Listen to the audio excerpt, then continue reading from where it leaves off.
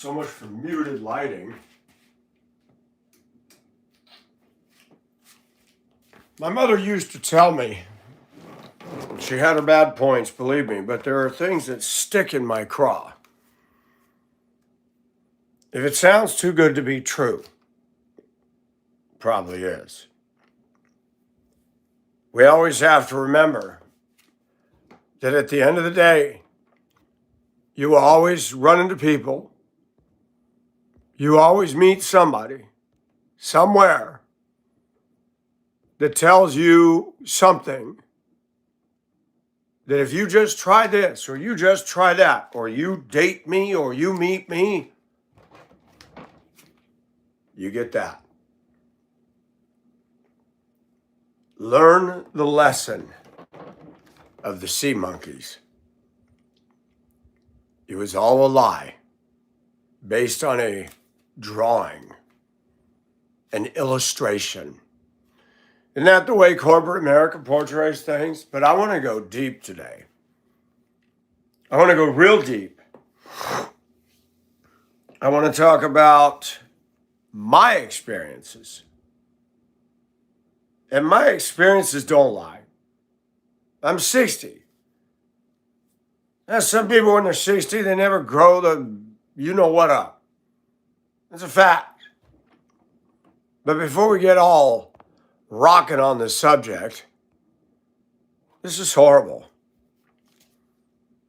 Before I move my body and show you the face of this horrible human being, know that in Spokane there were 600 homes burned to the ground. When I lived in Spokane, I drove for Durham School Services, one of the worst companies I ever drove for, private contract company. Most of the people running the company in Spokane, it was middle school crap. Who you know, favorites. You had a boss that was balding, overweight, propped his shades on his head, walked in like he was cool cat. He was rude to some, and all the overweight women were his buddies. They could speed in the bus, they could violate company rules, and he ignored them. The rest of us that were good employees, he picked at. And I had a Glover Middle School route, and this guy looks like one of the kids that rode that bus. I wouldn't be surprised if he is. He set one of the fires that burned all these properties. And look at the face. You can just tell. You can just tell. Yep. He don't care. I had a 12-minute route from Glover Middle School in Spokane. There was a blonde woman. She had the other route out of there. Her route went to an area of town that the locals called Felony Flats. The projects. I had 21 kids on there. And I couldn't believe, I said, man, I stood up one day, I said, this is a 12-minute bus ride. Morning and afternoon, you guys can't get it together for 12 minutes. And one student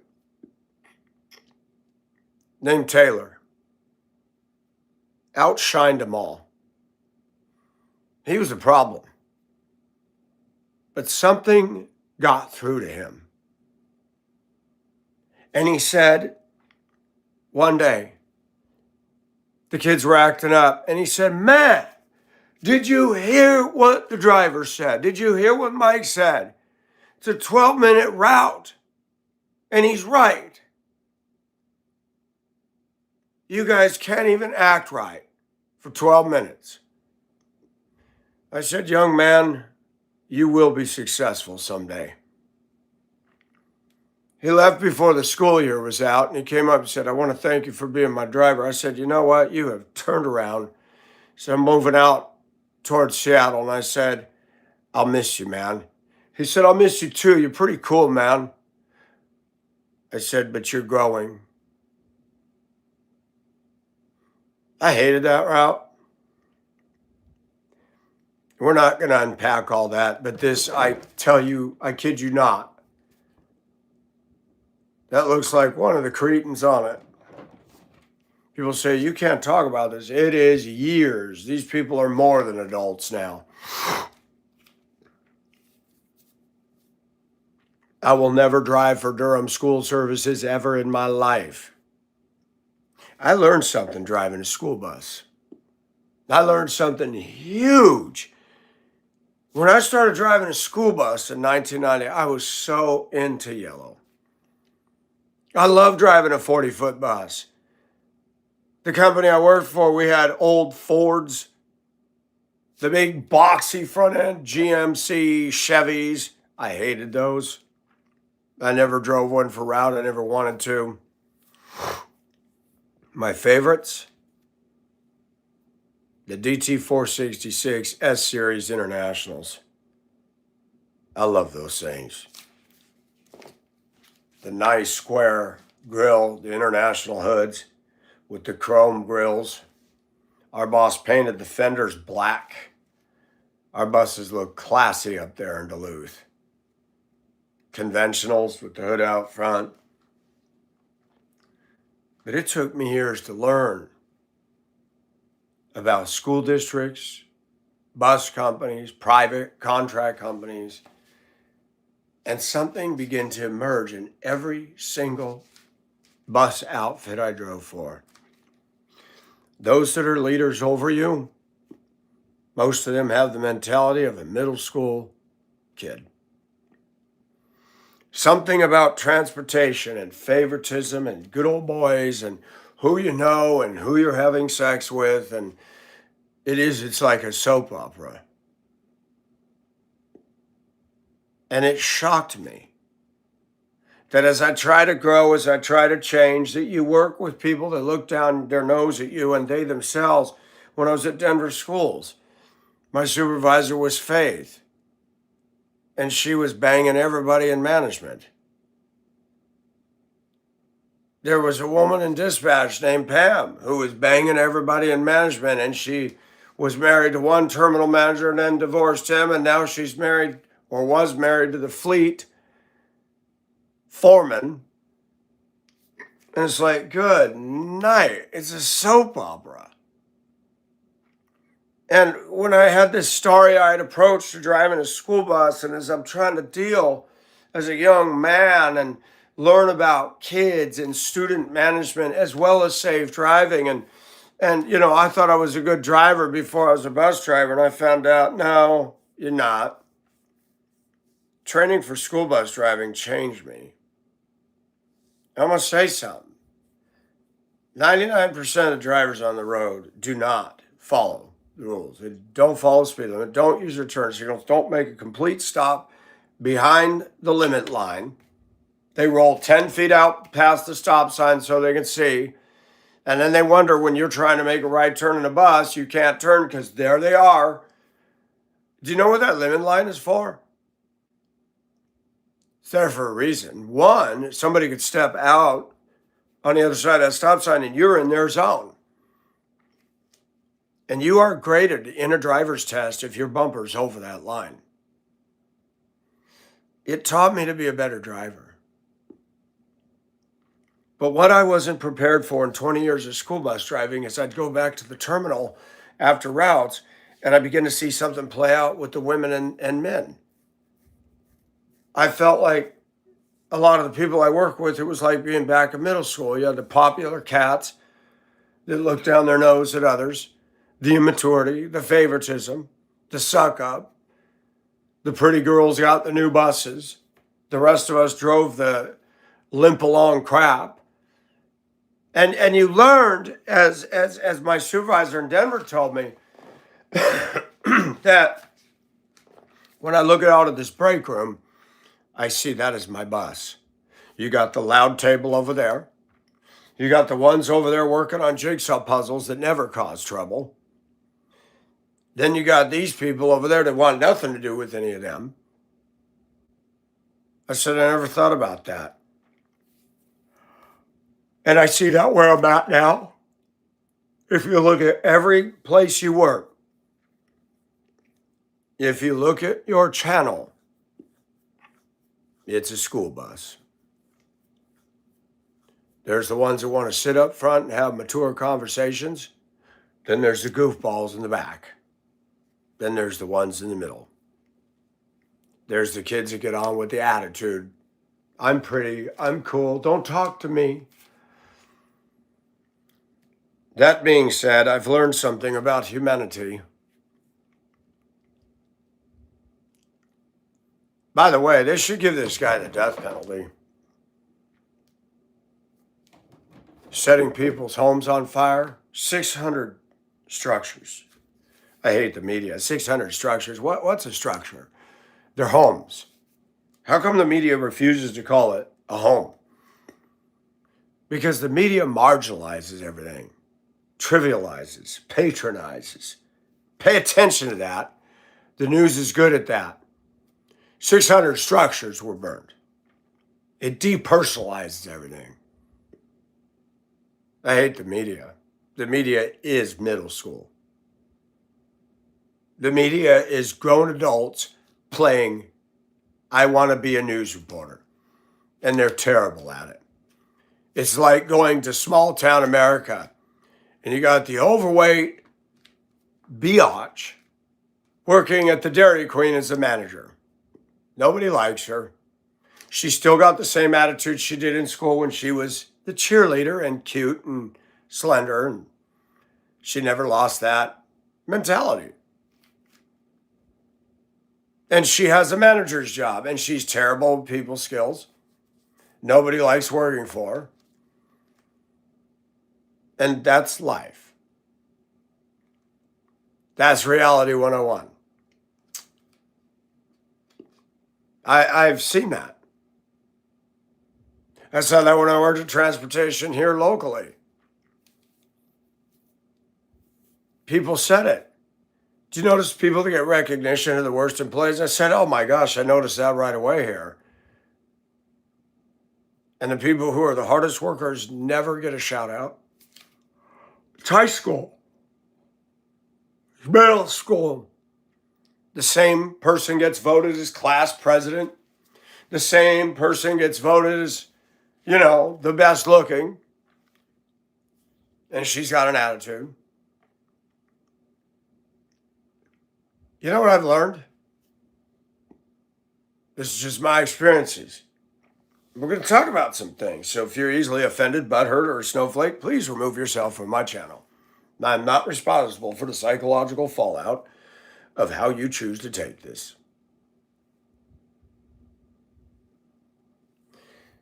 The prettier the woman, the more problems you as a man are going to have.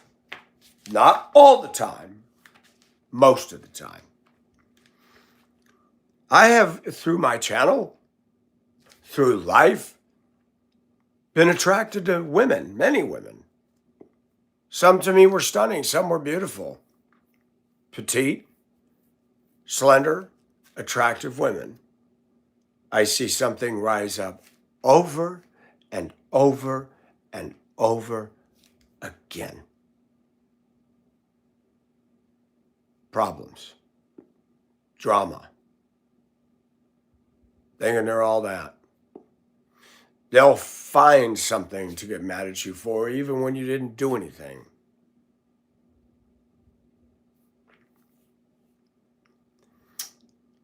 I opened up something, and I've opened this up years ago. I'm going to make a statement, and it's a fact. Every ethnicity has pattern recognition. Every ethnicity, including my own. Okay? I don't care if you're Latina, Hispanic. I don't care if you're African American, Asian, Caucasian. There's pattern recognition in all of us. Stereotypes are not always wrong. And let's use a modern illustration. If I walk home from school and there's a nasty dog on the other side of a chain link fence, and I keep sticking my hand through it and it bites me, you could say that's a mean, dangerous animal. But watch this. You can say that about the dog. Society's not offended at that. No, we're going to get into something that nobody discusses here, folks. This is psychology, baby. So you might want to fasten your seatbelt, put yourself in a booster seat, get your 5-point restraint in your car seat, whatever you got to do, because this is a thunderclap across my channel. Nobody's offended when you say, don't stick your hand through that fence over there. That dog will bite you. Nobody will say that's racist. Nobody will say that that's demeaning. But if you say about a person something that you know is true because you've experienced it over and over and over. For example, you go by that yard and that dog comes up the fence. You know, you better not stick your hand in there. When I've worked with people of various ethnicities, there are patterns that show up. I've seen it with my own race. I see it at the church I attend. I saw it up in northern Minnesota.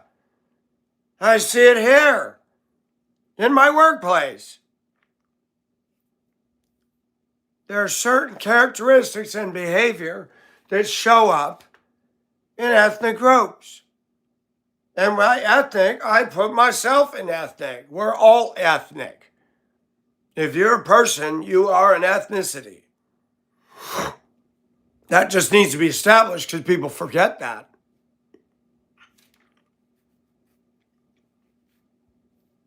Yesterday, secretary pulls up at the gate. She's not exactly Miss Congeniality. She's a few years older than me, Caucasian. Not very nice. I deal with her as little as possible. She's a nitwit. Not nice. And we were at a lunch at the office one day, and her pastor was one of the preachers that spoke for Wednesday lunch. And I like him. He's good. And he mentioned her by name. He said she is one of the most perfect congregation members I have in my church. And I'm like, really? The supervisors talked about her. The shipping clerk has talked about her. Lots of people have talked about her.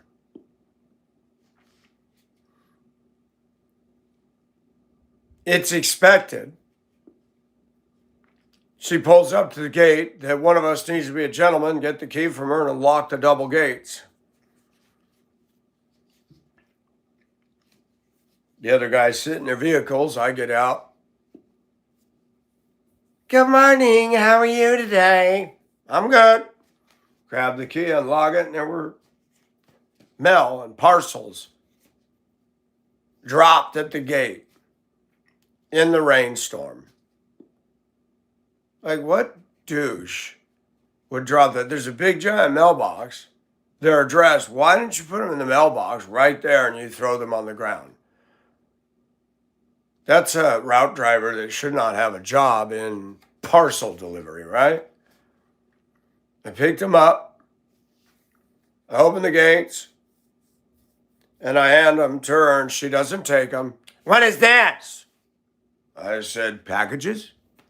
Well, who are they for? I said, I don't know. I didn't look. Normally, you're the one that takes in the mail. She's a crab. She's rude. This one is so-and-so. This one is so-and-so. This one is so-and-so. Why is it that there's so many women in my race that are like that? Yucky. Biatchy, snotty at 70-something years old. There's a channel on YouTube.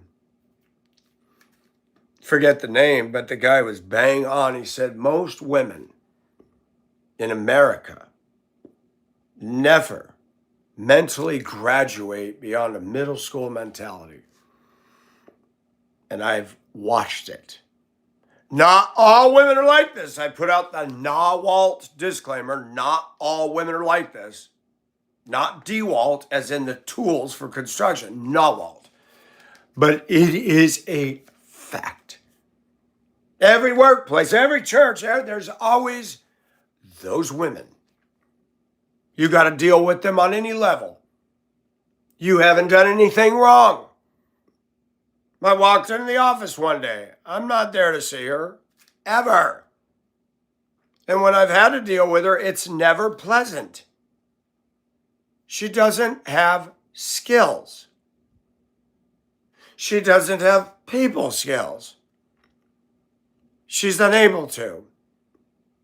She stopped at middle school, and she's trapped in a 70-something-year-old body. And you see this all through our culture. I've got news for you. I'm not alone. The women on my channel, there's American women that see this. There's women in other countries that are on my channel and moderators that have asked me privately, why is this so prevalent in America? I said, oh, you noticed that, huh? And you say anything like I did the other day, you're dubbed a racist.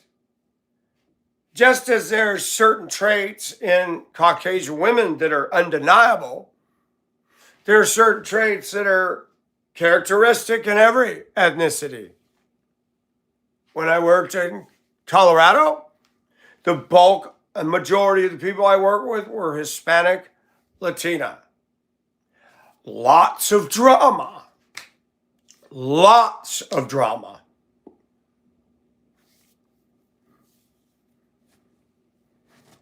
I had Mexican men at work tell me, Mike, the problem with the women in my race, lots of drama.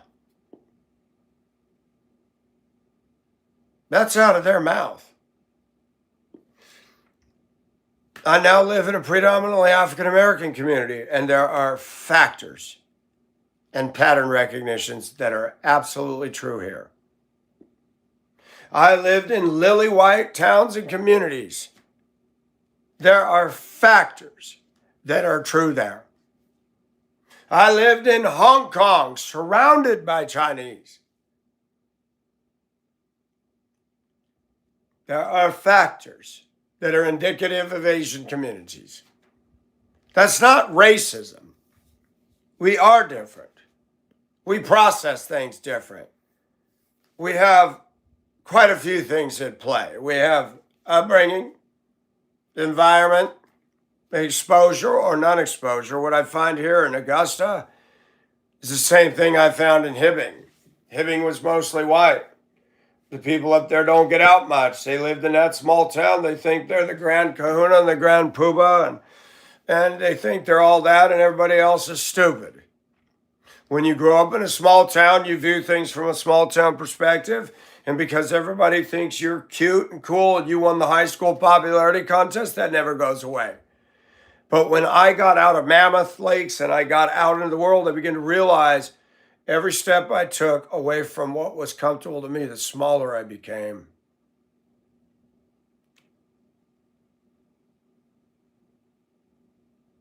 This is a big world, and I'm a nothing burger. This world is huge. I'm not all that. Not even close. Somebody said on their channel, people think they're better than everybody. I don't think I'm better than anybody. Until people start doing things for no reason.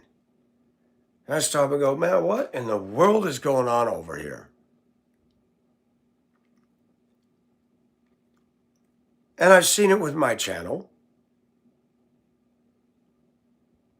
Not all pretty women are like this, but slender, petite, attractive women tend to exhibit the following characteristics: high maintenance, difficult to get along with.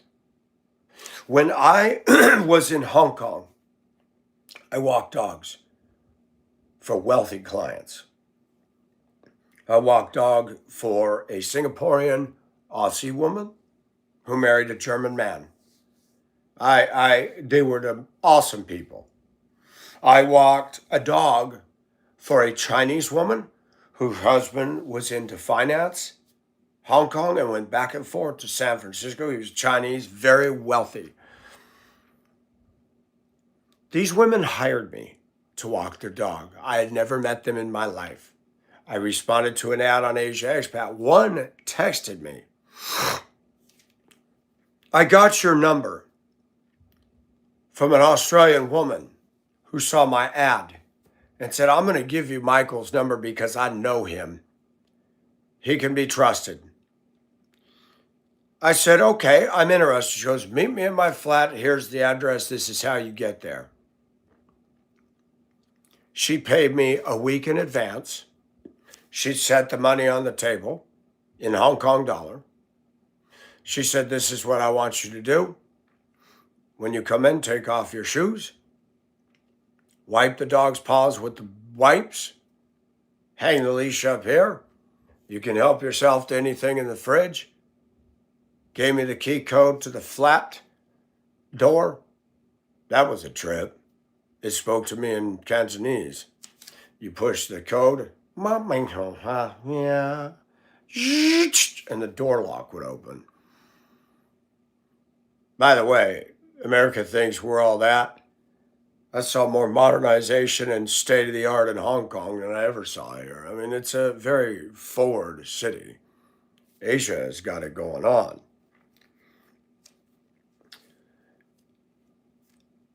And I'm going to tell you something, the trust. Both of these women were pretty. Both of these women were making money I will never see in my damn life. They were nice to me. One took me out to dinner. You come over here, you got a woman with money, you got a woman that's good looking. I wouldn't even be in her radar for a conversation. Yeah, patterns exist. Stereotypes are there for a reason. And people say you can't stereotype. On the contrary, you can. 60 years of my life has taught me something. When you work with this ethnicity, there are things that show up constantly. When you work with this ethnicity. When I lived in northern Minnesota, a lot of the people from northern Minnesota descended from what we call Scandinavia, Finland, Norway, Sweden. If you know anything about those cultures, they're very stoic. And northern Minnesota is very stoic. If they don't know you, they don't talk to you. When I moved to Duluth, it unnerved me when I'd be walking. Whether it's a pretty woman or a guy, they would stare. They had a real problem of staring in northern Minnesota. They'd stare intrusively. Small town, Duluth, they stare. So when somebody's staring and they're approaching me, I say, "Good morning." And they continue to stare. They don't smile. Their face doesn't move. And they stare. When I first moved up there in 1989, that unnerved the hell out of me. I thought, what is wrong with these freaking people? They stare, you smile, you say good morning, and they ignore you and continue to stare. Northern Minnesota is what I call socially retarded. I had to live there for years to see that. They're emotionally stunted. I saw that. I rode the DTA one day, Big, heavy-set man drove the Woodland Avenue bus. His name was Tex. I like Tex. We talked because I drove school bus, so we had bus talk. Way people pull out in front of us, we talk about all that, passengers, etc. He said, "Did you see that documentary on 60 Minutes about Sweden?" I said, "No." So, man, he said, they had a couple on there. They've been married 60 years, and they asked both of them, "Did you ever say I love you to each other?" And the man said, "Yeah, when I proposed to her." "And you never said it since?" The man says, "No, why should I? I don't need to tell her I love her." He said they showed people sitting on the bus, wouldn't even talk to each other. I said, "Tex, I see some of that right here." He goes, I know, it's a carryover." I said, "They're rude here. You look them, they're staring at you. You say good morning and they don't respond." I walked into a pawn shop. I had just moved there. I opened the door. The little bell at the top of the door went ding, ding, ding. I heard, "Good morning." I said, "Good morning. How are you?" What I heard next shocked the hell out of me. Guy thought I was talking to him. "How you doing, Bob?" "I'm doing all right." I mean, I was like, oh, I thought they were greeting me. And he made fun of that. I turned right around and went out the door. And when I walked outside, in my mind, I went, I'll never go in here again. And I never did. Minnesota had a term called Minnesota nice. I call it Minnesota ice minus the N. If you're born up there and you've got your little community, those people will tell you that they're the greatest people and they're so kind, and I call BS. It took me years to get an established group of friends. It took me years. And the people I got along with the best in Duluth were outsiders, not dyed in the wool, born and raised. Guess what?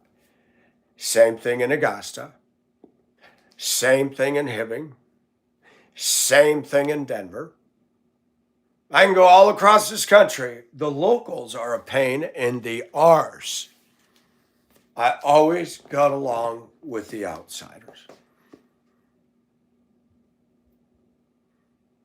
Every town, every city has a fingerprint in this culture. There are things that are similar and there are things that are not. I've lived all over the U.S. And I've noticed over the years, the more petite, slender, and good-looking a woman is, I tend to think, now, be careful. Let your dash lights come on.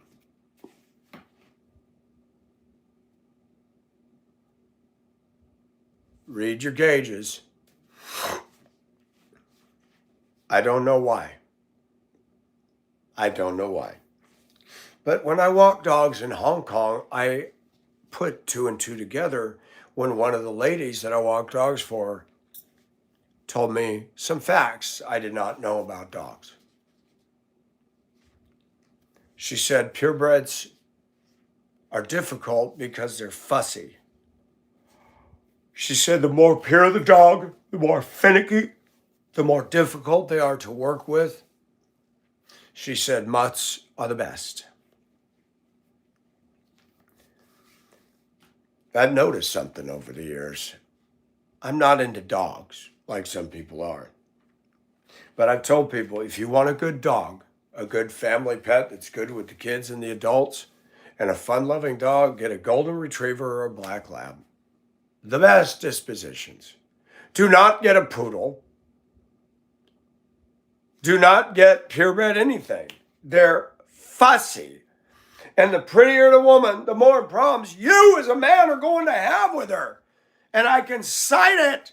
I can look out there and prove it. Most of them my age are divorced. And they'll blame it all on him. And I'm like, I don't believe that.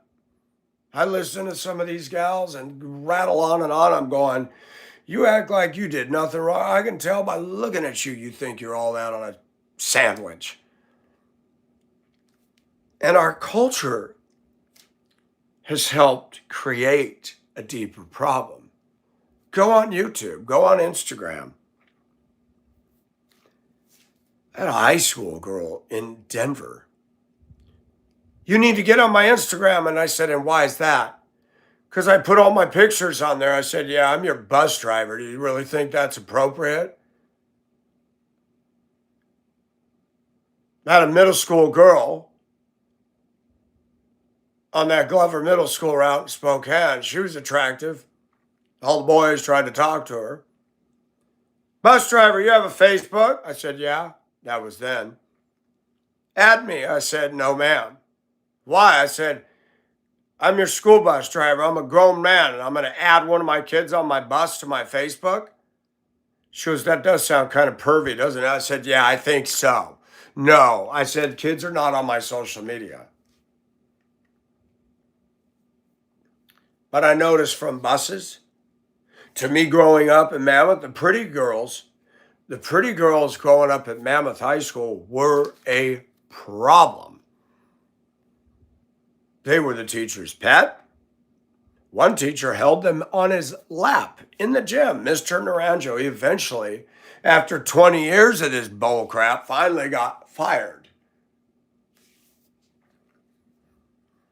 They were all stuck up. Katie Smallhorst, Renee Fredrickson, Debbie Corvair. I mean, I could name them all. They were so conceited, so full of themselves. They got the perks. All the guys, oh, she's hot. Oh my gosh, I'd love to go out with her. And as the years went by, as I got older and I started to face a little maturation, I started going, what do you get when you marry a super pretty girl? A handful and a basket full of problems. Couple things I've noticed. The more sexier you are, the prettier you are, the more immature you tend to be. The more drama. The more you'll turn for no reason on people who got your back. I had a woman. Her name was Becca. Denver schools. She flirted me up. Hispanic. She had beautiful long hair all the way down to her waist. She'd have it all pulled up or whatever. Man, she rubbed it on thick with me. I'd come in after routes. Hey, Mike. How are you? I'm good. How are you? She came in one day and her hair was down. I said, wow. She goes, what? I said, I love that hair. And she goes like this and shakes it. She goes, you like that? She goes, I guess I'll have to come in here and do this for you every day then, huh? I said, yeah. She'd ask me how I was doing, flirted me.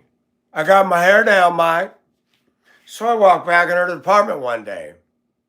This wasn't one or two times, okay? This had been going on. Wrote my number down. I said, hey. And girls got their own speak, their own subculture, which some of that is juvenile too. Oh, you're giving me your digits. Digits? Oh, I guess that's what they mean by phone. I said, yeah. You ever want to go out, lunch, go see a movie, hang out, let me know. Okay, thanks, cool. That was the Friday before spring break. I never ask a woman her number. I give them mine. It gives them the power to call or not to call. I don't put a woman on the spot and say, can I have your number? We used to be able to do that back in the day. You can't do that in 2026. Becca is a case study worth mentioning. She was attractive. But what happened shocked me. Spring break came and went, no call. Come back to work after that, and I thought, when you see girls play the flirt game, and then you see complete coldness, take a step back and just observe. She suddenly walked through the break room, and I was standing over where I usually sit. I noticed her. I didn't say anything. She did not say hi. She didn't come in and say, "Hey, Mike." Her hair was all wadded up in a mess. And she never spoke to me again. And then about a year went by, and she started to balloon out with weight. And she had all this acne breakout on her face. And I thought, whoo, did I dodge a bullet? I got mad that she was so nasty. Now I look at her and go, my gosh, I thought she was cute and desirable once. It really sucks that people, women, men, got to play games. Flirt, lead me on. Then when you show an interest, they play that little snub game. And I saw this happen over and over and over in 7 years with Hispanic women at Denver Public Schools. I even sat down and had a talk with other guys. He said, Mike, they all play games in here.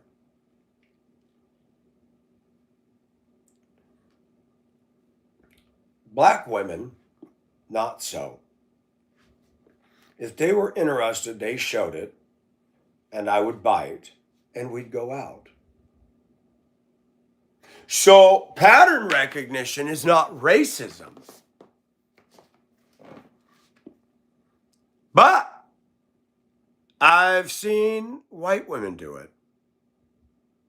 There was a white woman there, a redhead, and I told this story. I won't burden you with the details again.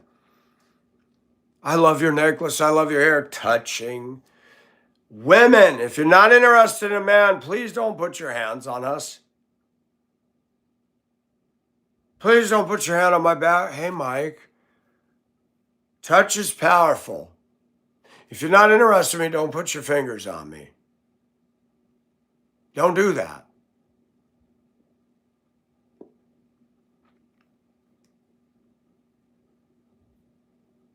That's called bait and switch. For your little attention getting game and you want your gas tank filled, keep your paws off of me.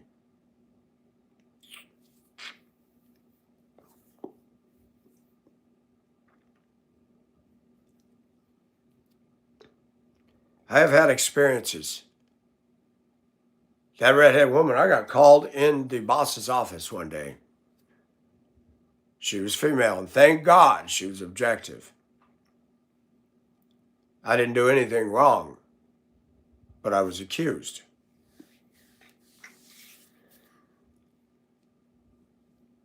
The woman flirted with me. She drew pictures for me of mermaids and pirate ships and would touch me. And all I did was send her a Valentine's Day card. It said, "You thought I was going to send you some mushy love card."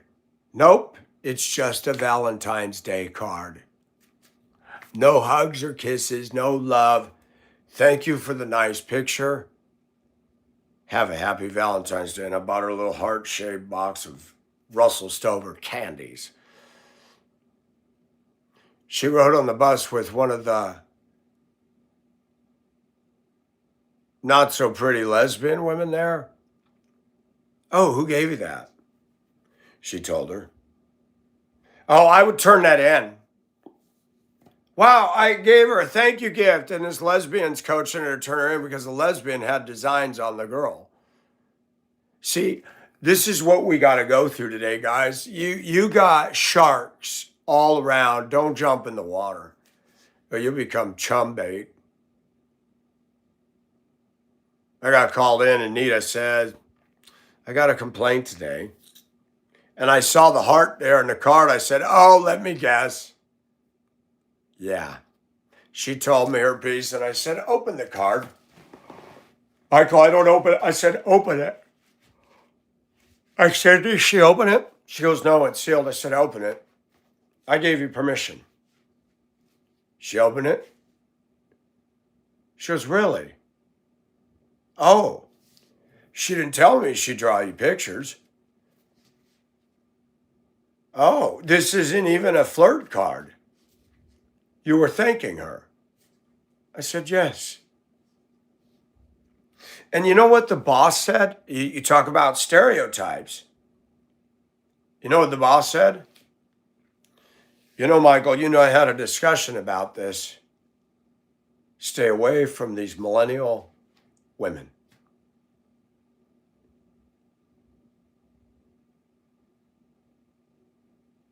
They're the worst at this. And I'm watching as I get older that there are characteristics in each generation behind me that are demonic. People don't like the word stereotype. The word stereotype came out for a reason. We had a guy, a Mexican man. He was a speaker at our Denver public schools in service. I loved his speech. He's invited to go to public schools around the country and talk about what he talked about. And he said things that would have offended every ethnicity out there. And he was funny.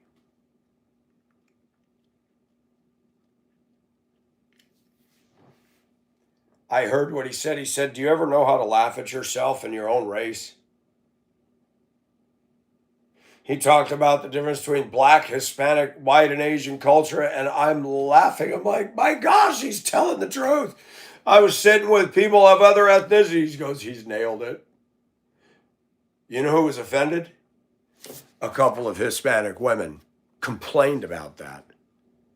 I said, man, everything he said about our race is mine. Everybody's was the damn truth. He's asked to come back to public schools.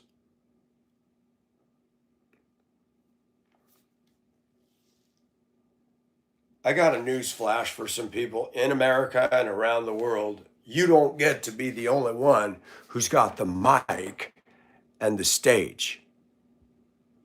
You like to censor us, you like to report us, you like to get us in trouble, but we haven't done anything wrong. You see, Michael's not a racist. Michael speaks and spits facts. Ask the women on my channel. Ask them. You think they're going to stick around if I'm racist and a bigot and a phobic hater? No, they're not. Because I'm not the snotty manager at a local Dairy Queen in frickin' Cheyenne, Wyoming that thinks I'm all that in a stick and doesn't care who I offend. I remember going to Cheyenne one day. It was a yucky town out in the middle of nowhere, Wyoming. Oh, wow, this is crappy. I went to Casper. Same thing. And they're mostly white communities. And I'm like, these are yucky places to live. Yucky people. Overweight woman with a cigarette dragging out of their mouth thinking they're still a frickin' beauty queen. And they're nasty in customer service. Casper was an edgy town. And I'm like, these people are just... I just think of free holy farts when I think of some of these towns. Just smells like bad farting in the back seat of the car kind of town. As I get older, I start rating communities on the health of a community. And I don't rate it based on top 10 places to live in America. As I get older, there's not a lot of well-adjusted communities at all. Spokane had problems. Denver had problems. The Iron Range of Minnesota, I call it the Iron Strange. Some people refer to Duluth as Duluth. They call Augusta Disgusta. Erie, Pennsylvania is called Dreary Erie, mistake by the lake. Buffalo is called Beefalo and everything else. Every place has its bullcrap. And guess what? When you go to other countries, they do too. It is not racist to observe and see things. It is not racism at all. It's pattern recognition.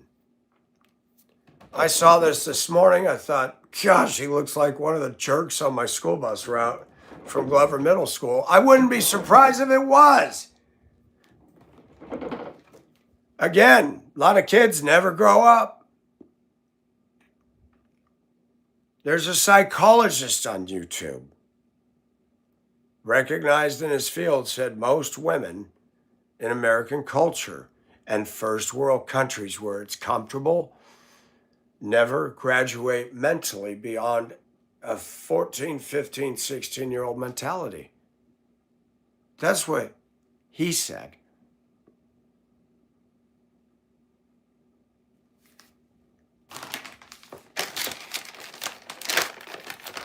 And we got a lot of these women raising kids. And we wonder why the kids are doing this. That clown ruined people's lives. And he doesn't care. You can tell by looking at his face he doesn't care.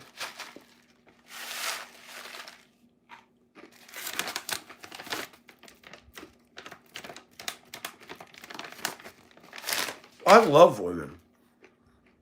My problem is I trust them too much. I put out the welcome mat for them so easy. I believe because they're nice to me that they're solid, that they're good.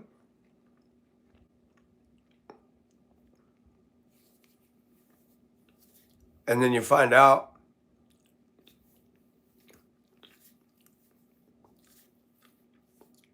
that I should have taken some counseling from Cyndi Lauper. She taught me true colors shining through.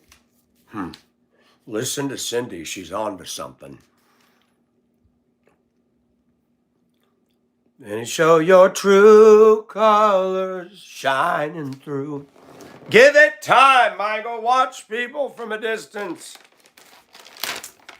Don't run up there and get too close. Watch and learn.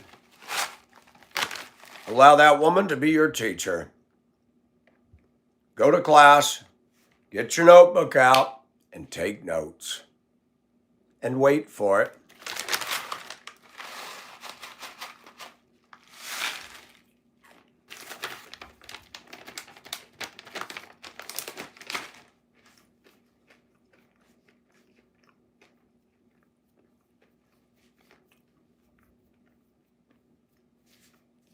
It sucks when I didn't even do anything and I'm framed and blamed and reported, and you're like, can you imagine if you had dated her, Michael?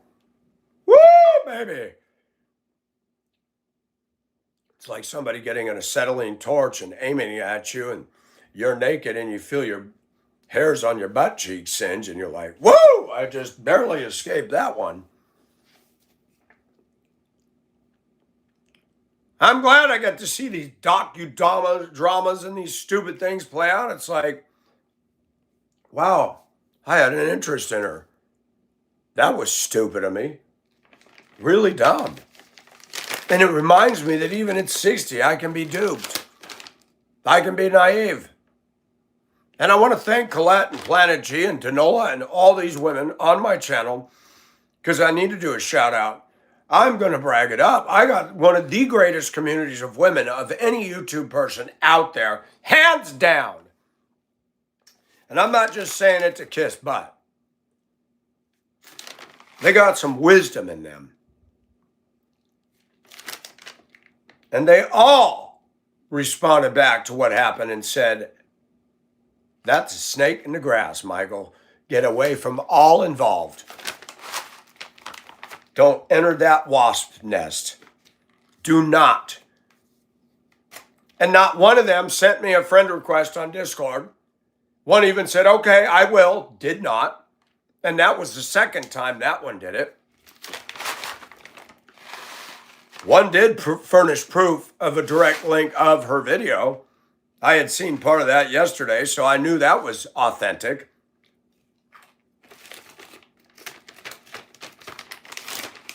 But I'm a little leery when there's some nuclear problem going on somebody's channel, and all of a sudden the channel host comes in and one of her arch rivals comes in. I'm like,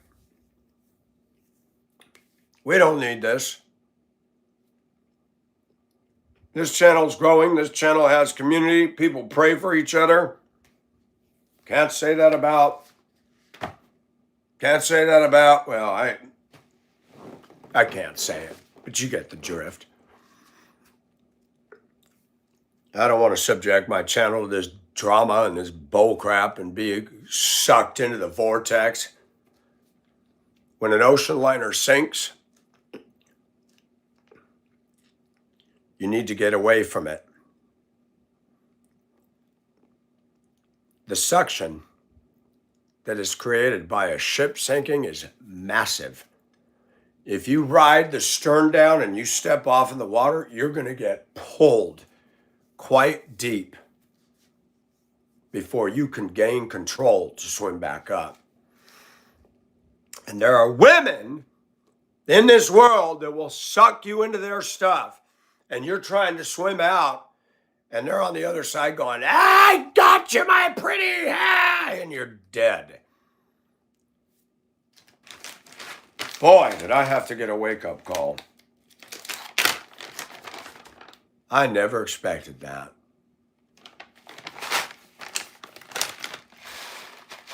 We're done. Any of the rest of them show up, blocked, hidden, delete comments. I'm done.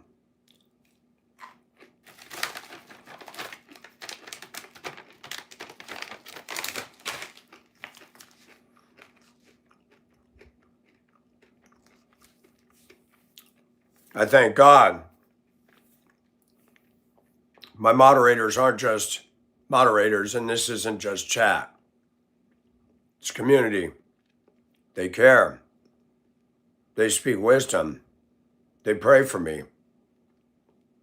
Contrast that to some of these other channels out here. Nothing but a bunch of BS. Nothing but a bunch of middle school bullcrap.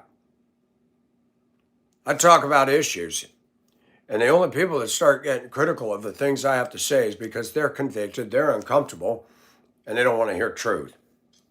Or something offended them and they got butthurt, so now they want to create drama and try to get you in trouble. That's so juvenile. And when a grown person doesn't want to contact me privately and say, hey, I don't know if you're aware of this, but somebody made a comment that upset me, and you can't do that, you're not a grown woman. My door's open. Now it's shut. There's no reason to keep it open. And all you and your furry friends coming over here, please. You run your channel, I'll run mine. Never the twain shall meet. That's it.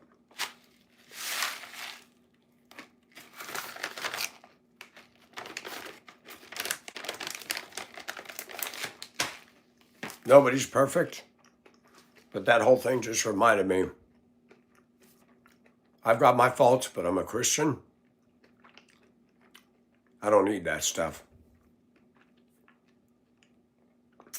The devil is always trying to cause a problem, and he uses people.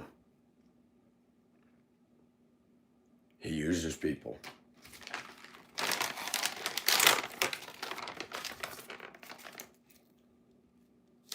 I'm glad they caught this little cretin. Those Spokane fires.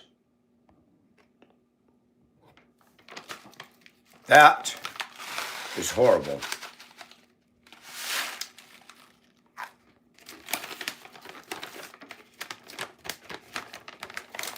People ask me, did you like Spokane? The overall weather was cool. They had the seasons. You get hot days in the summer, but nothing like this. But as far as the community of people, they sucked. It's just a smaller version of Denver further north. There is no town in 60 years of living that I can point to, that I can say is a well-adjusted, thriving, good community. And do you know why that is? Because the Bible says all have sinned and fallen short of the glory of God. Wherever you go, there you are, and there's idiots in every town. They drove idiotic there. They ran through my stop sign in the bus there. I met some nice gals. I went on a couple of decent dates there. Down to earth, some good girls there. I'm sure I could go back and round myself up a decent date for dinner. After living here in Augusta, I think I'd rather live in Spokane, weather-wise, and a little bit more to do there than here. You can go for a walk there. You can actually go for a walk there. I think it's interesting that downtown Augusta is safe. Downtown Spokane is safe. I walk through downtown all the time. I walk down on the Riverwalk of the Spokane River, and there's lots of people walking.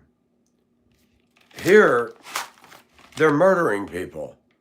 A 17 and 19-year-old beat to death a homeless man on Broad Street. That is a busy downtown street in the 500 block, which is literally just 5 blocks from the Soul Bar where I used to go and shoot pool and dance.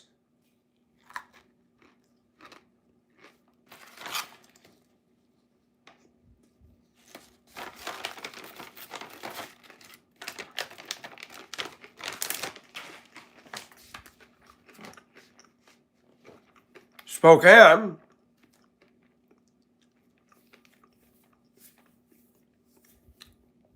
some of the biggest problems I saw with the kids there is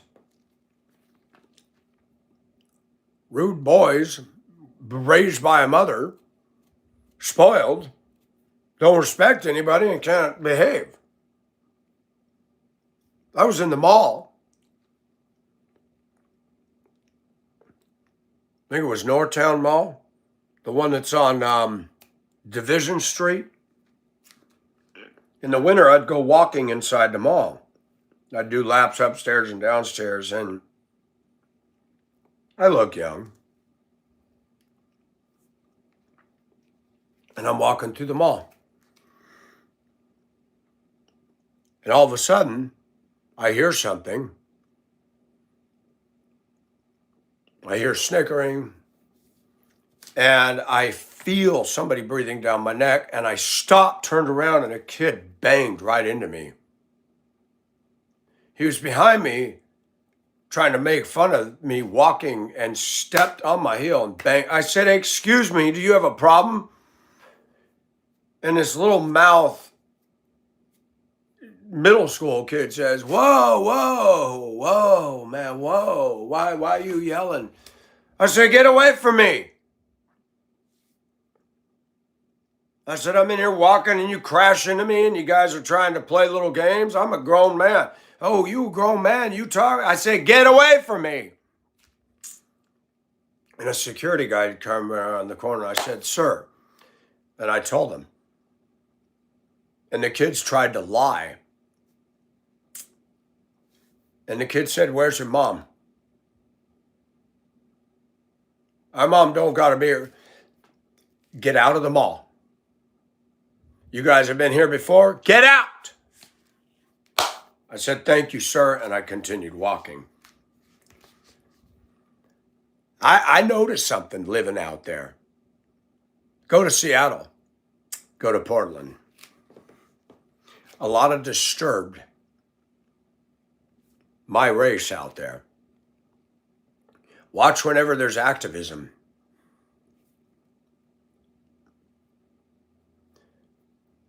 You see a lot of fruity stuff out there. You had them in Spokane. Spokane at one time had a witches coven, a lot of devil worship back in the 80s. Spokane also had a lot of skinhead Aryan Nation kids. And even I was affected. I'm like, these kids are horrible down here. It's a different kind of horrible than what you got here. And if anybody wants to get mad that I call it the truth, that's on them. There are bad white kids. There are bad other ethnic kids. And somebody said, well, nobody's perfect. I get that. But there are stereotypes and there are pattern recognitions that go on. That Glover Middle School route, nobody threatened me. But the smartassedness and the refusal to do what one's told and to argue every dang thing proved to me most of these boys were growing up by an emotionally driven logic female at home. There was no doubt it said, knock it off, son. I'm going to take my belt off. Taylor got it. He changed. He respected me. And he said, today's my last day, and I wanted you to know that you were the favorite bus driver I had. And as he got off the bus, he said, why don't you guys listen to him? He makes sense. Stop acting fools on here. I thought, you go, boy. Do you think I care what a bunch of morons in chat think of me? I'm not saying my community, but you got people judging me. They're going to report me because somebody left a stupid comment about a country, and I didn't get rid of it, not realizing that I'm walking in my kitchen and talking and I can't see half of what's being posted. And when I did turn and look, the moderators hidden, deleted comment, hidden, timed out. Wow, what is going on in here?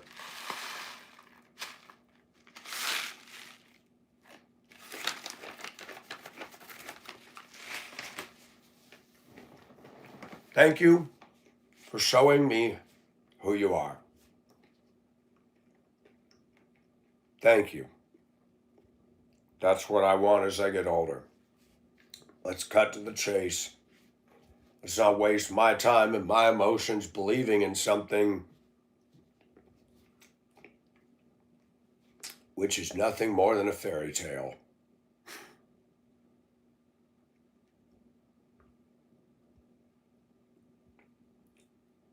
I love this channel. I love the fact I can be brutally honest.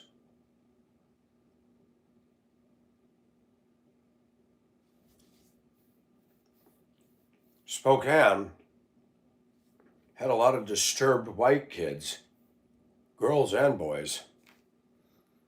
I don't want to live in any community that has that at all.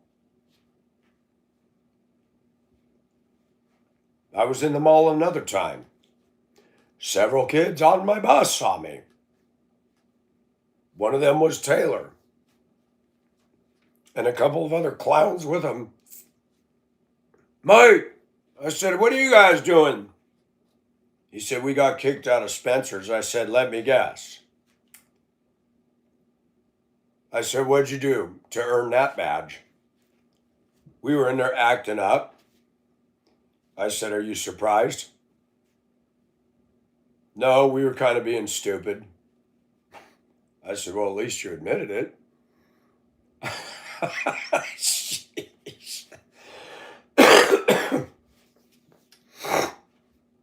I couldn't go anywhere in that town. Run into these cretins on my bus route. So I started going to the park. None of them were at the park. I had a Japanese garden. I'd sit in the gazebo in there and write in my journal and watch koi fish.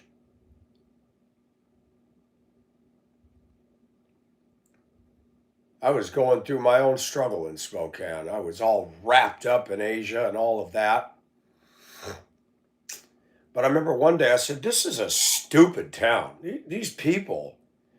And I go walking in the park. And all these women walking their dogs, none of them were friendly. None of them would smile or say hi. And there was a woman who worked at that Japanese or that Manitou Park. She was beautiful. We always talked. I love your truck. I said, this is my favorite truck ever. And I had a crush on her. She was good looking and she was very nice. But Spokane is just one of those towns that overall, it's a good good town to go do drugs, drink, or masturbate. That's it. That's it. And I started rating towns in my mind that Duluth. I love Duluth because the lake was everything. I could always go down to the water's edge. In the summer, I go to Park Point and Sandy Beaches and walk 9 miles out to the other end of Park Point and to walk the big boulder jetty to the end of the lighthouse, the very channel that in 1975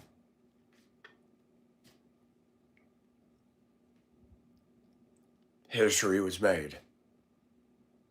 I'd stand on the end of that rocky point and realize the Edmund Fitzgerald sailed out this way from Wisconsin on her last voyage. I hear that classic Lightfoot guitar. Legend lives on from the Chippewa on down on the big lake they call Gitche Gumee. It hits you when you're by yourself and you're there. No tourists. The tourists don't go out there. It's a long walk. You can't drive out there. There's an old 1800s lighthouse. The tower's crumbling and somebody stole the lens a long time ago. Those lenses, by the way, are worth a fortune. There was nobody back there on that end of Minnesota Point. I roamed around back there, safe, free as a bird. I'd go on the harbor side. I'd go on the lake side. I'm like, when I first moved to Duluth in 1989, I stumbled upon a Phil Keaggy song, Sounds. Lots of keyboards, his guitar, and I love that piece of music. And the first summer that I moved there in 89, I walked on Park Point. I'm like, look at the sky. Look at the blueness of Lake Superior. And there were beachgoers and women out there with the bikinis. And I will say this, Duluth had some of the most beautiful women of any town I've ever lived in. A lot of them Scandinavian ladies were hot.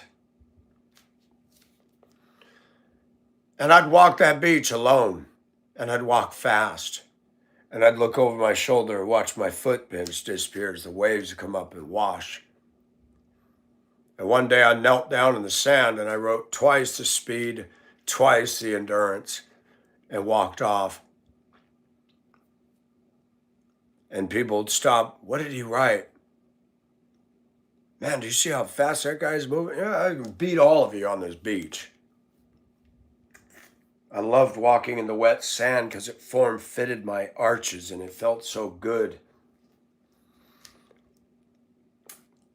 And that music would go through my head. Sounds, I hear sounds.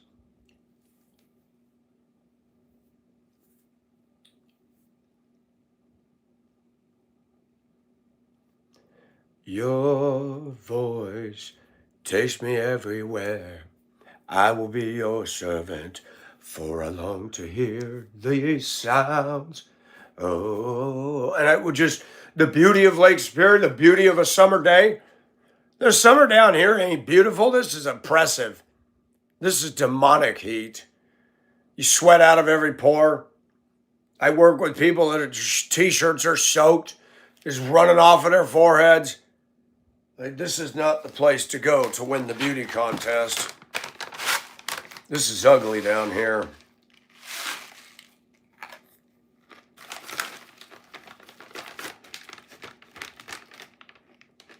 But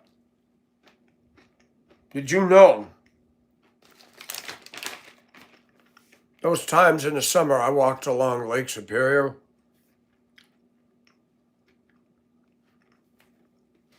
And you think you're in the tropics. The sand, some turquoise and blue in the water in the summer. Wait till you see it in the winter. It looks like Antarctica.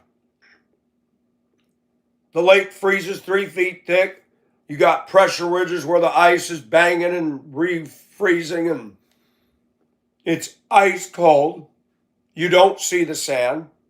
There's nobody in bikinis. There's nobody down there at all except dumb me stumbling around on ice. What a contrast. I should have been a photographer and captured all that. I should have taken a picture from that last stony boulder. And I should have had a dubbed in silhouette with fog around it of the amethyst.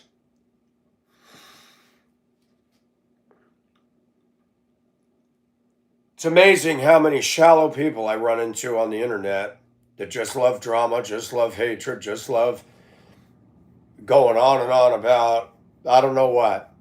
I'm deeper than that. Thank you, God. Thank you, Lord Jesus, for letting me see your creation and letting me hear of stories of people that went through horrible stuff. And thank you that I got to experience living up there in that crazy environment. Thank you for that first 1989 when I was scared to death to move out all by myself away from everything I knew.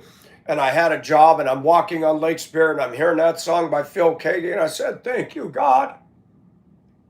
You love me and you've established me against all odds.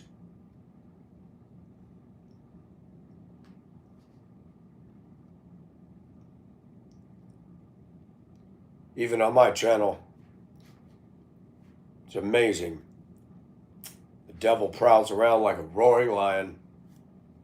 Shut the door, keep out the devil. Shut the door, keep the devil in the eye. We need to remind ourselves of the spiritual war that we're embroiled in. You can't go back. You can only mentally go back. I cannot go back to Duluth and duplicate that moment.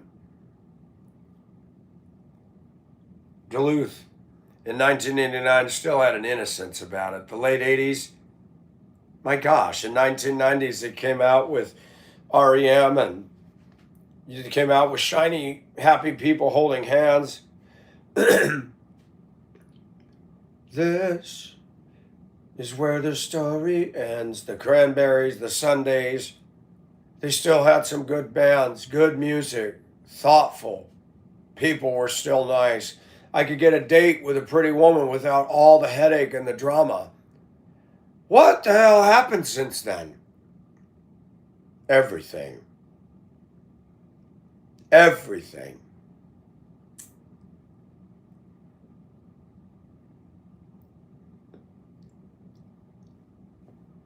I have to remind myself of those moments when God broke through. I love Duluth. It's where I wanted to be. It was hard for me to make it up there.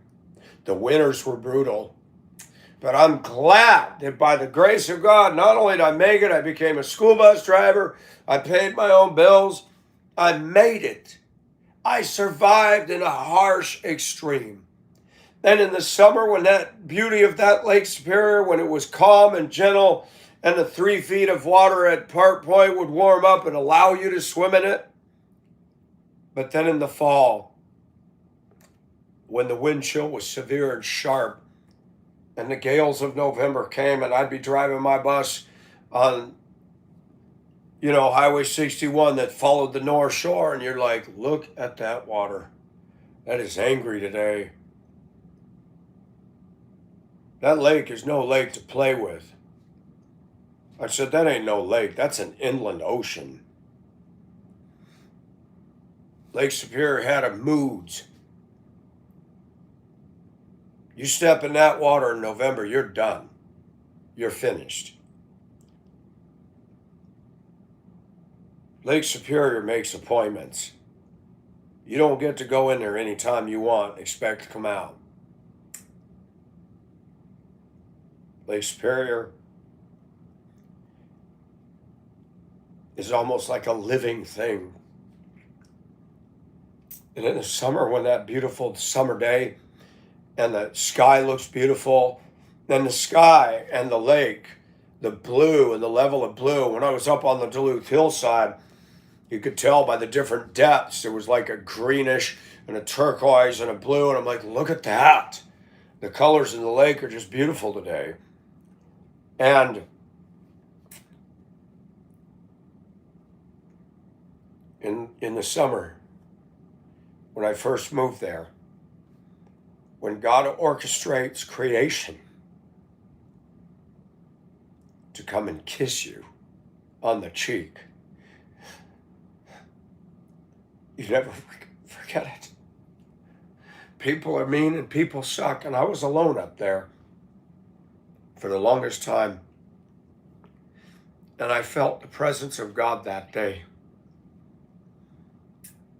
And I felt like Lake Superior was a lady. Come, Michael, swim in me.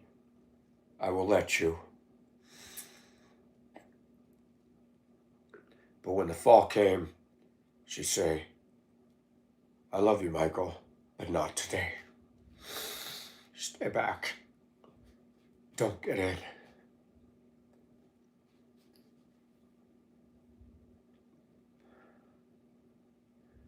Duluth affected me more than any other place. And the impact will never be forgotten unless I get dementia.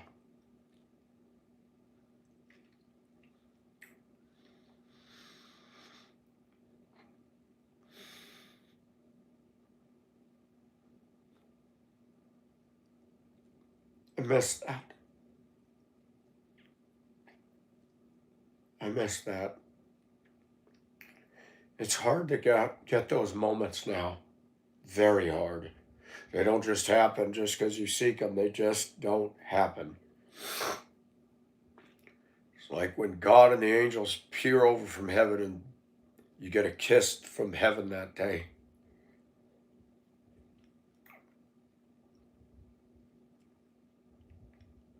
It took a big step to move from everything I knew to go up there in that weird, crazy place.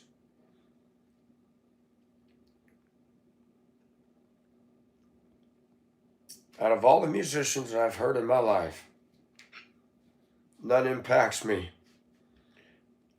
but that guitar of Gordon Lightfoot. Legendary. It evokes everything of that lake and that ship and that world from the first strain. Most musicians can't do that.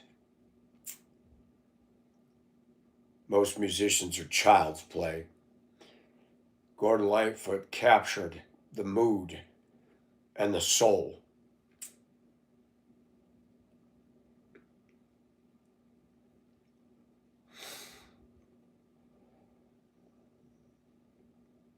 I'm sorry. I do get emotional. I don't like it down here. I don't like my job. I don't like this culture. I don't like what's happened to this America. I don't like what's going on in Washington. I don't like the stupidity and the bullshit at my church. I don't like the excuses made for people. I don't like it. It's something has shifted. I want to leave this world. I don't want to go back to Duluth. It's not the same.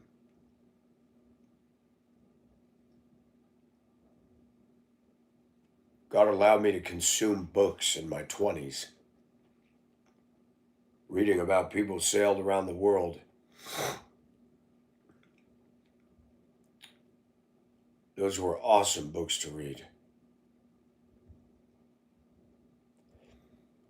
I told a guy that offends me on a regular basis at work. I said, Scott, let's go get a 70-foot yacht, wooden sailboat, and sail from California to the Philippines. That cynical guy, smelling like BO, stopped and he said, now the Philippines would be a good place to go. I said, you think you could do it? You ever read navigation charts? You know how to use a sextant? Do you know what you're doing out there? He said, well, I sailed once for 2 weeks, but not out there. I said, what do you think the chances would be two of us novices doing that? He said, Mike, 70 feet is too big. We'd be running deck so much trying to readjust things. It's too big. I said, so how big you want it? He says 40 foot. I said, you want to be on a 40-foot tiny boat when the waves are 45 feet high? I said, I think I'll be crapping my pants when that day comes. Scott knows a lot. He can be a know-it-all. He can be a pain in the butt. I thought, wouldn't that be something? If two knuckleheads that can't stand each other pulled something like that off. I have always had a dream of sailing across the Pacific, but the reality is I'm going, hell no, don't even try it. Your glasses get knocked off, you can't see. You better have several spare pairs stored below. The first time you get into a storm and that ocean's going like this, it ain't going to be fun anymore.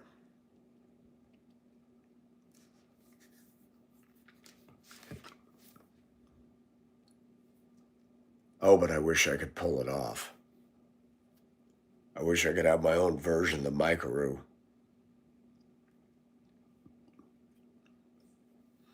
Do you know what it would be worth to do that and to make it? To land in the Philippines and stand up, I'd be like, yes!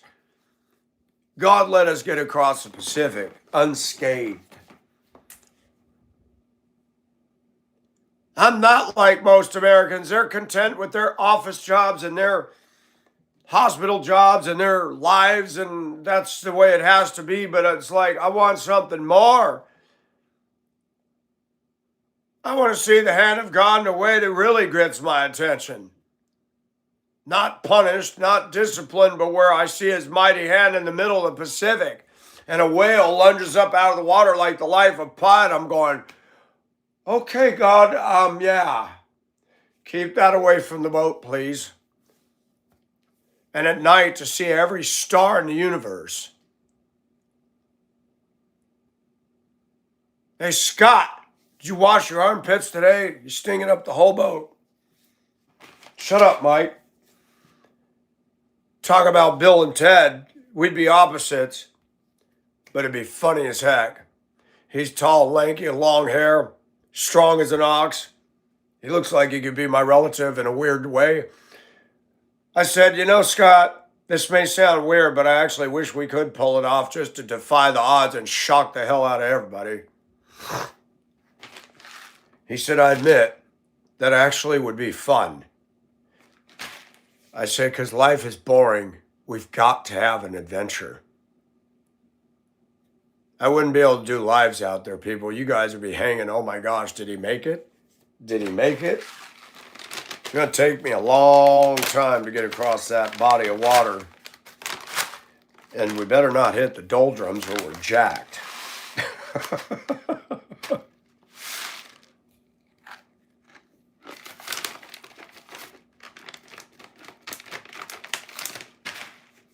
I told him, if we made it,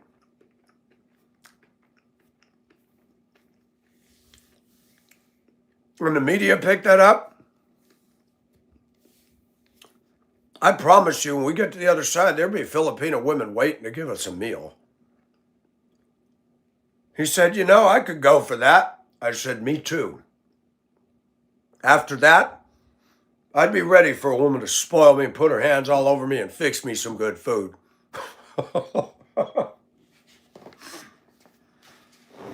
I hope I don't stop dreaming. I love that song by Nolan. Let's go back and let's put a microscope on something that is really like the holy grail of the inner sanctum of ourself. Let's see if any of you can relate. There was a girl named Shelby, and she was cute. I was in 5th grade, and the song by Nolan came out. I like dreaming, 'cause dreaming makes me feel alive. You know, when I was a kid, music grabs you for whatever reason. And I walked into the lunchroom, aka the auditorium. Shelby had no interest in me. I was dumb back then. I thought the pretty girls were cute. I knew nothing about psychology. I knew nothing about people, and I knew nothing about the reality of the things I would come to talk about how many years later. I was a dumb kid. Shelly was cute. I looked at her, and the minute I looked at her, that dang song went through my head. She looked at me with this look like, oh my gosh, Nelson's looking at me. Embarrassing. You know, you look back at that, and that is so cheesy and so sappy. And when I hear that song, I think of Shelby. Shelby was stuck up. Shelby had a sister named Randy. Randy was more guy acting, was into athletics, and more, less feminine. We go 40 miles away. My cousin, my sister, and I go down to Bishop, and we go to the roller skating rink, and there's Shelby. Oh my gosh, Nelson's down here. They called me Nelson back then. Nobody called me Mike. Nobody called me anything affectionate. They called me Squirrel, Spaz, Telescope because of my glass, Coke bottles, Fire Hazard because of my red hair. I mean, I got dissed and teased all the days of my life. I'd like to see Shelby and Randy now. I'd like to see Renee Fredrickson and Katie Smallhorst and Debbie Corvair and Denise Jensen and all the girls in my school that were hot. I'd like to sit right next to everybody that teased me in 5th grade, whoever's alive. And I'd be willing to put money on the table that everybody would see a stark contrast. And I'd like to stand up. Good evening, everybody. I'm glad you all showed up for the reunion. I don't know if you know who I am, but before I tell you my name, y'all made fun of me. You did, you did, you did. You beat me up. You chased me in the hall. I'm Mike Nelson. I'm 60 years old. Y'all want to introduce yourselves? And watch the thunder go.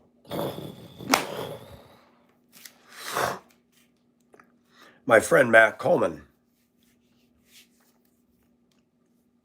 He saw me in 2009 in Spokane. I hadn't seen him since 1983. Matt was a truck driver. Brought a load of dog food up to Spokane, was waiting for another load to take a couple days, so we had time to catch up. I took him to an all-you-can-eat China Great Wall or China Super Buffet, and we spent time cruising up and down Sprague and Spokane talking about our lives and all the catching up. And I said, I'm going to take you for a drive where all the prostitutes stroll. We ain't stopping, but we'll just have fun. We went up and down Sprague in my red Express. We pull up and the ladies go, hi, and we go, hi. We pull up a light. Lady said, what's wrong with you guys? Don't you guys need anything? This is my friend. I haven't seen him since 1983. I'm just showing him the finest of Spokane, and we're talking about life. Really, that's all? I said, yep. Not interested, ma'am. Light screen, gotta go. Whoa. People are fascinating.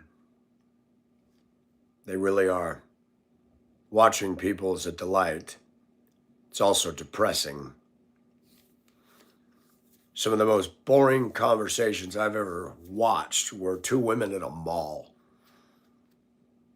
You listen to a lot of these women talk about what they talk about. They actually think it's so damn important. And you listen to that going, this isn't even the crumbs at the bottom of a Cheetos bag kind of stuff here.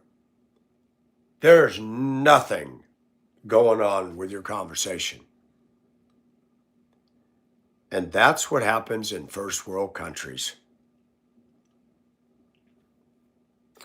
And the reason that I cry and get choked up is because I was struggling when I moved to Duluth. The culture there was not nice. Duluth people were not, "Hi, how are you?" They were like this.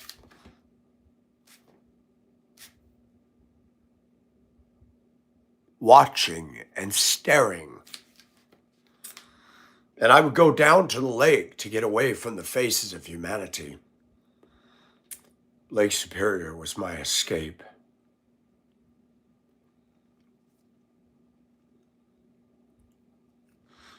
I had a stern talking to done to me by Jack McHagan. I would go down to the lake, my underwear showing. You cannot wear a skirt as a guy. I would go down. That summer, I went down to the park, which was real close to my house. Met a bald-headed guy. He had 2 kids. And we talked. He came down from Michigan. And I had my boombox, and I was playing Farrell and Farrell, which was a Christian band, and they liked the music. And the guy was talking to me, and the water, from Leif Erikson Park, it would drop off pretty quick. You had to be careful because that water was freezing cold in July. And I noticed he was out about 100 feet. And he's standing there, and I see his head turn around. I said, "Are you standing on something?" He laughed. He goes, "I am." I said, "What are you standing on?" He goes, "There's a rock that juts up." I said, "That's deep water there." And he goes, "I know. I found it by accident. Come out here. I'll show you." I went out there. He moved his foot. He said, "Put your foot." And I'm standing there. I'm like, oh my gosh, I could have fun with this. Just stand there and wave at everybody on the shore like, what the heck? One of the anomalies of the big lake. I hung out down there in the summer when I was off work. I met women. I met people. Met college students. I met a bronze guy from the Caribbean that had a sailboat. He had this pretty woman flanking his side. She started talking to me. And I wanted to ask him about his sailing. Lake Superior was a place to meet people. Lake Superior was a place to cleanse my brain. Lake Superior brought me back to God. It's not just a lake. Lake Superior has its own culture, her own stories of valor, heroism, and tragedy. It's an inland ocean.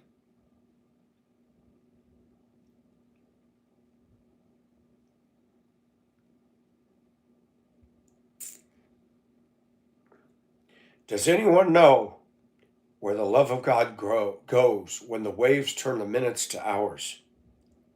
The searchers all say she'd have made Whitefish Bay if she'd have put 16 more miles behind her.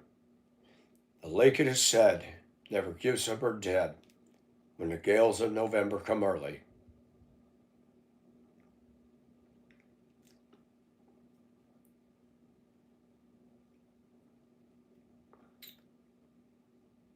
Why do they refer to ships as she? Why did sailors refer to ships as feminine?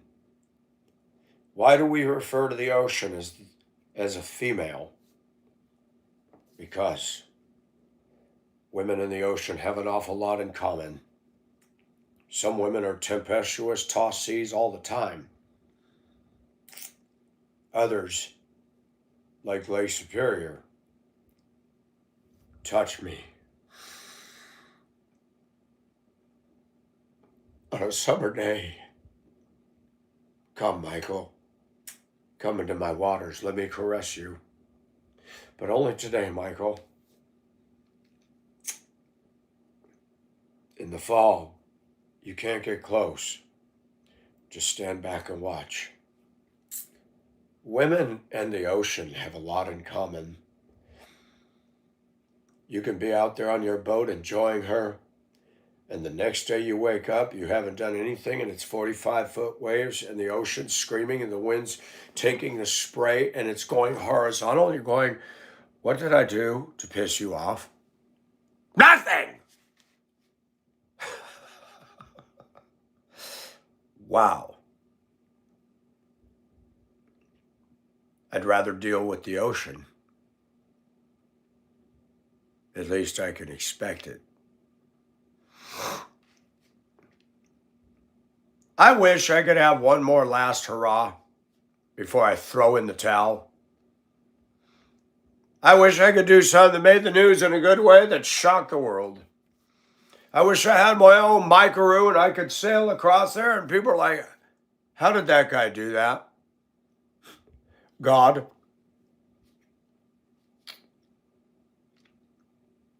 Think of the manhood growth it would do to me. You don't play with the ocean. And you always have to remember, if you get across there, it's not because of anything about you. It's because God said, I'm going to protect this bloody fool, because if I don't, he's going to die. I love it when people scale Everest or they do something and they put all that in their ego. No, God allowed you to make it up there. Stop believing that you have got some skill.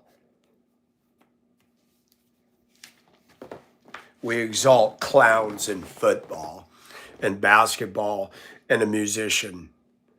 Can somebody please tell me why? Just because you can play football doesn't mean you're a man. I hate to tell you that. Can you imagine Shaq O'Neal? Can you imagine? Or LeBron out there in the middle of 60-foot waves? Let's see how tough those guys are. I'll bet you they'd be down below crying like a girl. I love the ocean. It is the great equalizer. These trolls that get online, I'd like to throw them on a boat in the middle of a Pacific maelstrom and say, I'll give you internet access. Get on there and troll me now. Come on, I'm waiting. They'll be down there going,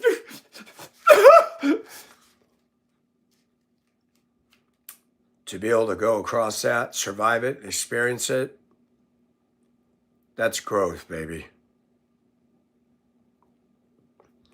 But I'm no fool.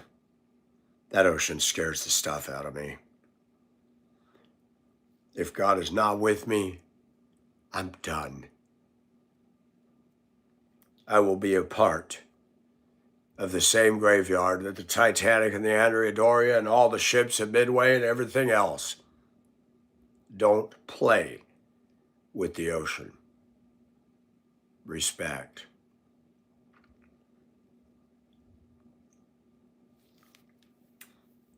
I'm thankful for this channel. I'm thankful for the content. I'm thankful that God has brought me to a place in my life, in spite of all my failures, ups and downs and dysfunctions, and even my weirdness and eccentric dressing and all that, that I have the confidence to stand before some idiot with a pot leaf for a symbol. I don't understand why this guy puts himself. Well, don't understand it there, dude. It's not your business. If you don't like it, get off. These people go on and menstruate all over my channel. Grown men fussing about what I'm wearing. He puts himself out there. So what? I'm not you. I don't have to be you. And you smell like pot. Get away from me. Pothead. I'm so tired of these people. You're stupid. And it was so bad, you keep leaving comment after comment and go away. You haven't made a point. You're a pencil that the lead broke and there's no sharpener. You're good for me to go snap.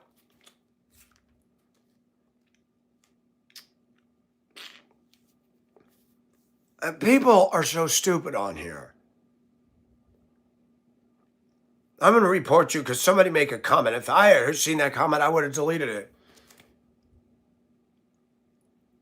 Oh, well, I've watched your chat. And your chat goes like this.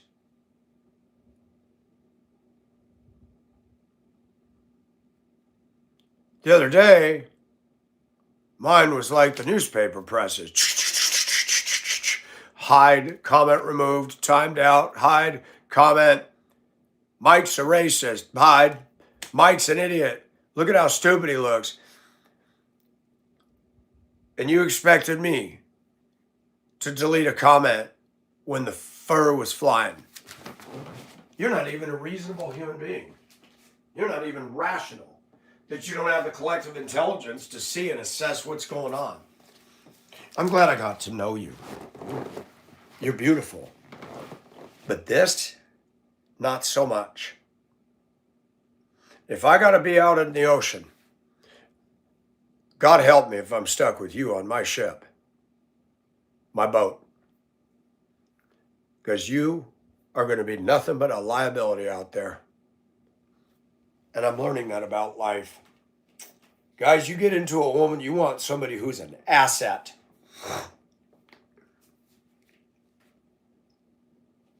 Women, you want a man who's been alone, who's learned to survive alone, who's had to go through stuff and storms and everything and made it.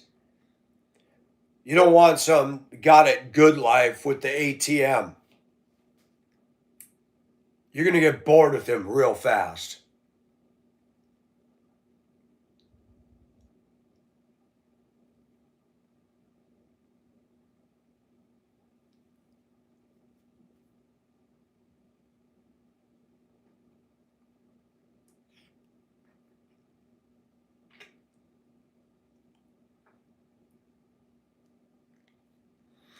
Dance the night away, la da da da da da da da, la da da da da da da da da. I love Lambada. The idea of the islands has always enthralled me. But as I get older, I've read a lot of stories of people who landed and sailed and went. There was a time when those places were delightful.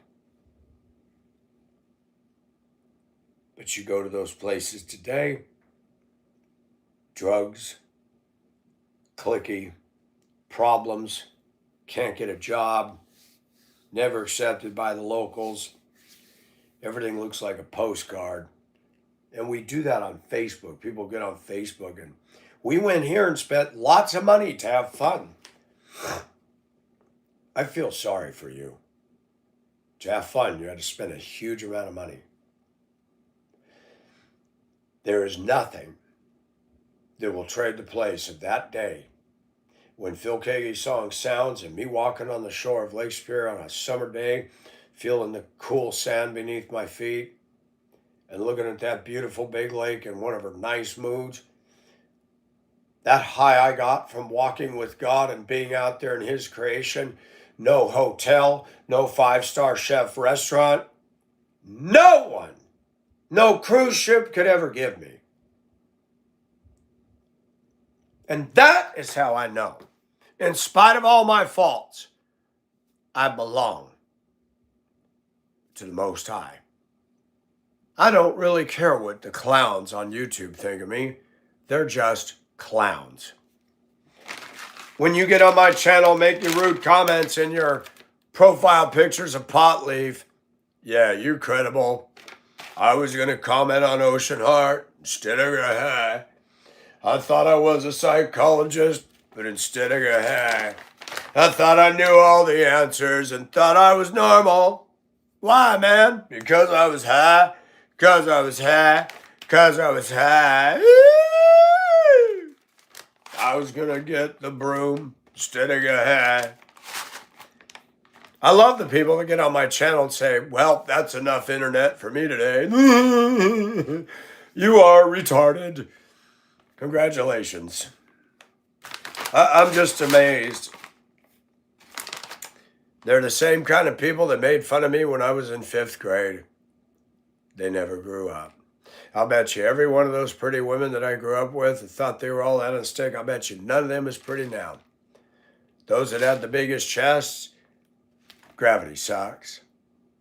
I guarantee you that if I was to go back to 5th grade Mammoth, if I was to go back to the people who made the most fun of me, I bet you I would not only not recognize them or know who they are, but I'll bet you nothing much has changed inside of them unless they became a Christian. How many of them are even still alive?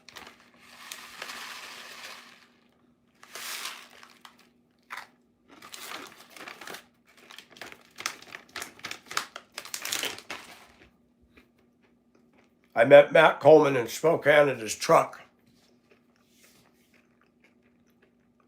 He did not look the same as when I left him in 1983. He was a big truck driver man. He got on the right side of my F-150 and the side went like this. He looked at me, said, yeah. He said, yeah, Mike, me and my fat ass. I laughed. I said, yeah, you look like a trucker, Matt. And he looked over at me and he said, I can't believe that we all made fun of you. He said, you look great. He said, if you were to stand up with all these people that made fun of you, they would be shocked. You have out-surpassed us all. I said, really? He goes, Mike. He said, I'm sorry I ever picked on you. Turnabout is fair play. I never meet any of those people. Not one of these people from Mammoth Elementary, all these goons that thought they were all that, has ever showed up on my channel. Maybe they have and I never knew it. Maybe they shadowed it. Maybe they laughed still. Guy's wearing woman's clothes. He always was a weirdo. Who knows? Who cares? I got to be caressed by Lake Superior. The same ship, or the same lake that drowned a ship, caressed me and allowed me to come close and allowed me to experience her good side. I'll never forget that. I love the Great Lakes. They will always be a part of my soul. It's the people that suck. Take away the people, I could live anywhere. I could live in a desert if the community's good. If I had a community of loving, caring believers who weren't self-righteous, judgmental, and hating on me, I could learn to get used to 117 degrees. That's an oasis for the soul.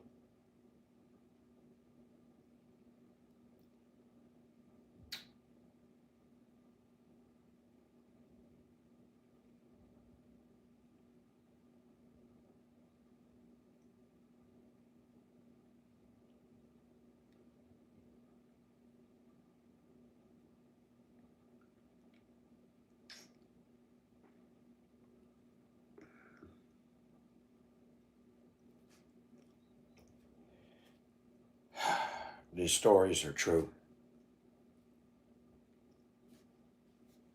That crap that happened the other day on my channel was depressing. These people doing all that have no idea the depth of soul that exists within me. And you listen to them go on and on about their dramas and their stuff, and you're going, my gosh. I thought she was pretty. I could have had a V8.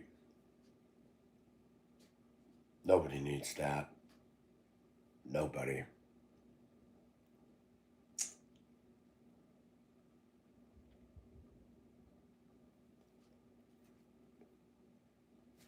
I'm so tired of living in a culture that tells us what is right and wrong. Culture doesn't get to decide that. An ethnic group of people does not get to define the word racism. It's defined by a dictionary, not you. Me telling the facts about the behavior of this race, my race, or any other race is not racism. It's called being a student of people and telling the truth. If you can walk down the street and say, that's a mean dog over there,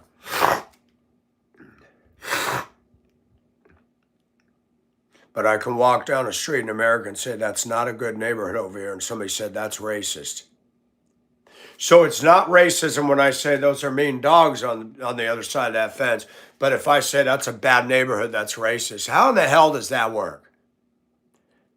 It is a bad neighborhood. And if it just so happens there's one ethnicity in there, you can call it racism, or you can say, hey, why don't you get control of yourselves over there? Society and Democrats and liberals and haters don't get to tell me what the definition of is. They don't get to tell me that.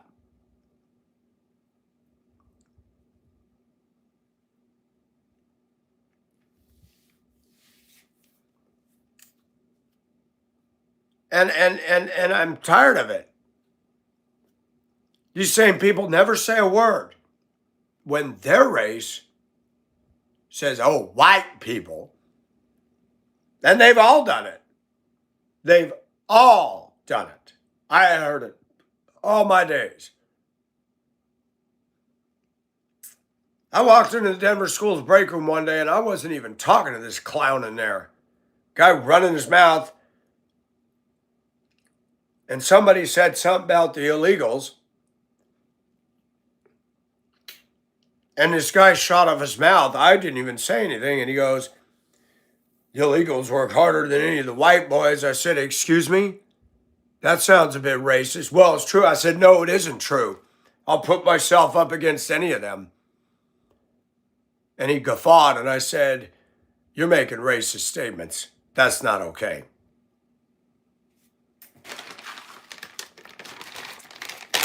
I'll be damned if some ethnicity are going to come in and tell me about my race when they're wrong.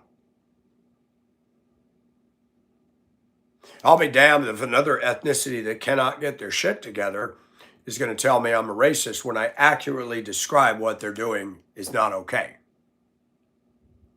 I'll be damned that they're going to be Lord over me. I'm going to stand on the truth, and if it offends you, that's your problem. And that's what's happened in America. Branding everybody a racist. That's not okay. That's false accusations.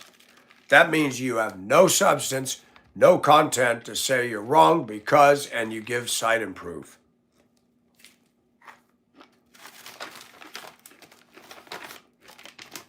They can't. They won't. They don't want to. They want to weaponize a word, which in turn stigmatizes us.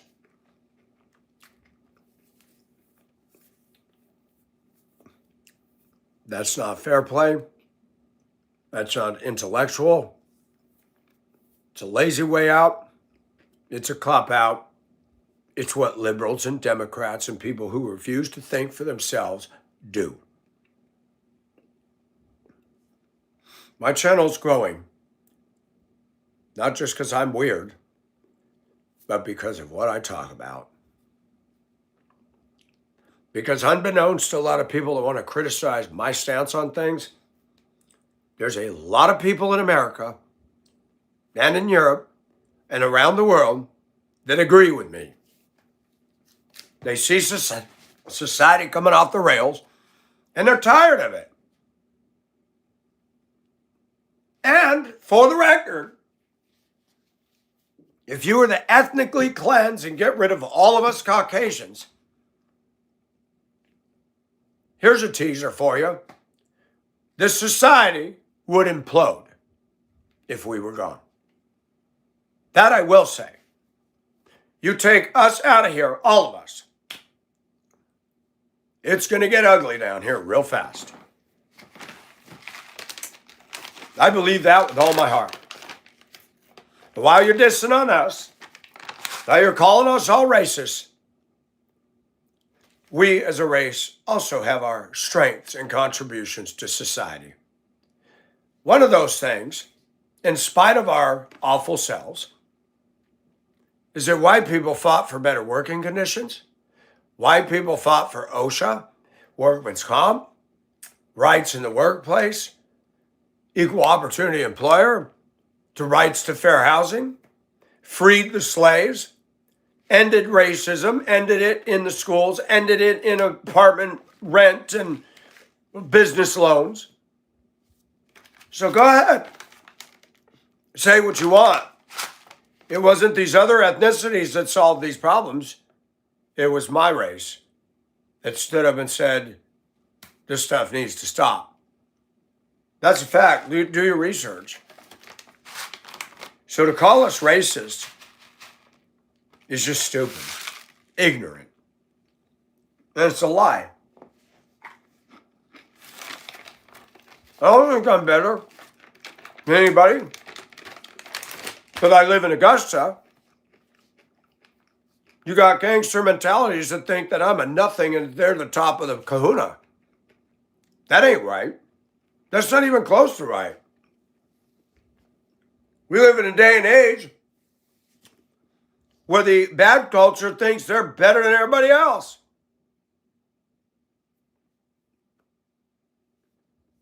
They came into this room. This is my forum, my platform, criticizing my clothing. Grown men. What if you went to another country and you saw a tribal elder sitting in a loincloth, with his big old gut hanging out, his big old moves? You going to make comments to him? I dare you. He'll put a spear through your balls. And he should. See, that's the problem with a lot of Americans. They just run their little mouth. They just blah, like a toilet bowl, round and round. They don't respect diversity. They scream about their ethnicity and their lives matter and shit all over society. I'm sick of it. And that's why I'm here. And whether you like it or not, I'm a voice too. Because I'm tired of the oppression of my people. I'm tired of the oppression of what I went through. And no one ever taking ownership from it, from my abusive mothers and the clowns I went to school with. People just hurt people. And they sail on like a ship. Deck chairs in the water, bodies in the water, and they're just sailing on. Whee! People just crap all over people, crap on society.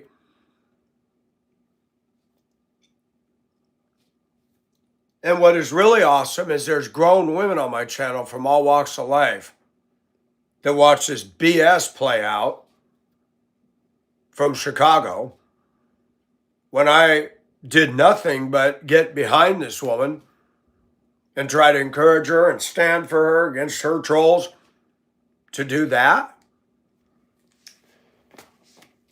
That's what you call a turncoat, and there was no call for it. You could have contacted me privately through Discord and said, I need to talk to you. You didn't. When I asked you, did you say these things? You didn't answer the question. When I said last night, 3 of you need to get on Discord. Okay. 2 said, okay. Neither one did. But then one wants to direct me to her community page. I don't know where your community page is. I don't know how to get to it. And I just think it's interesting. Everybody wants to lead me off of my channel into their bullcrap. No thanks. Not interested in rabbit trails. And I finally had to get a grip on myself and say, yeah, she's pretty, but look at what's going on her channel. The B word, the F word. You better watch what you're saying. I'm gonna blah, blah, blah, blah, blah. You know what? This is middle school bull crap, all for the nation to watch unfold. I mean, I'm not perfect. We all got our bull crap on our channels, but this stuff is the same as the snotty woman at Dairy Queen fussing about somebody who offended her. Every time you come into her store. But then you put it on the internet. And I've said you're beautiful. You got content. Dance, sing, show your face. I encouraged you. And you reported me. Because somebody made a comment. And I'm to blame for that. And I never said one negative thing about your country. Ever. That's all I need to see. My pastor in Duluth used to say, the proof is in the pudding. When you see that, all that beauty that you were caught up by, that just showed you the heart.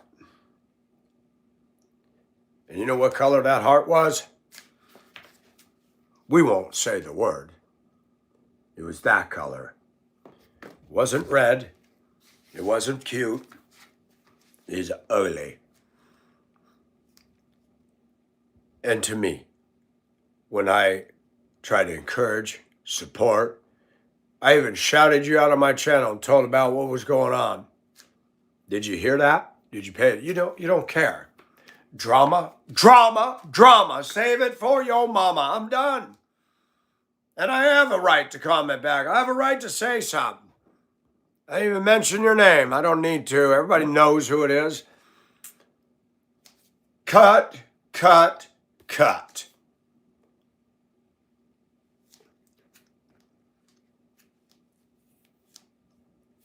My channel is miles ahead of yours. I wanted to encourage you to become greater. And you did that. That's not my fault. I didn't do anything to you. And I learned, you reminded me, even though I kept believing, take everybody on individuals, you reminded me of what happened at Denver schools with certain women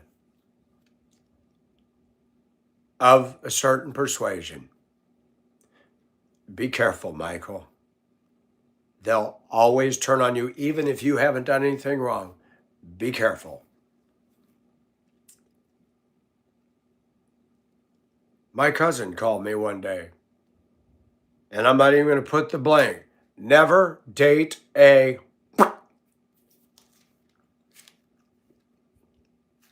He married a woman from Peru.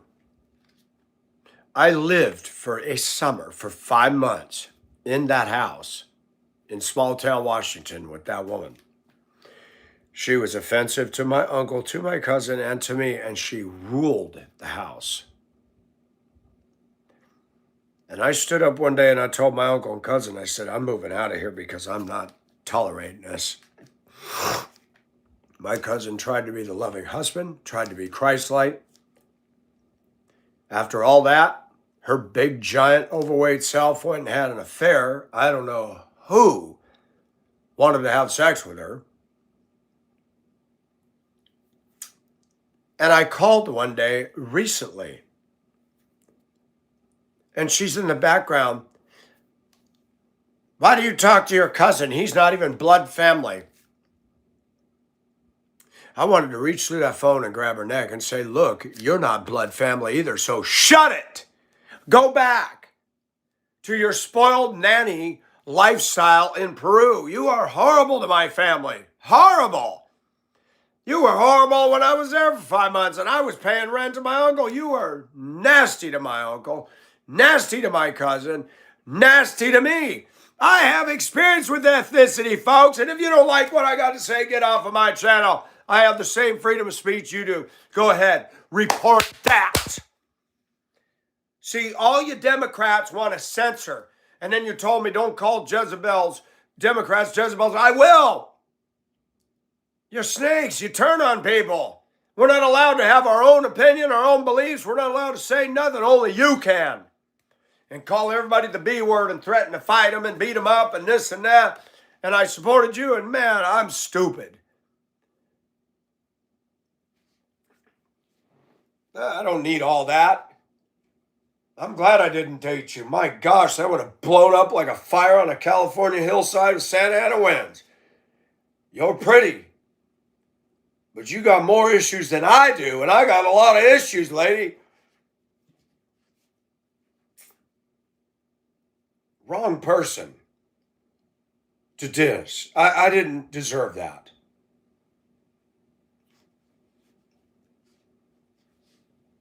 Good night. Do not go to Dairy Queen again, Michael. Stay out of that place.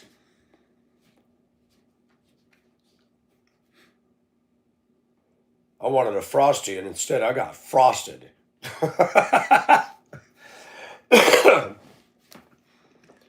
But I want to thank God for the women on my channel.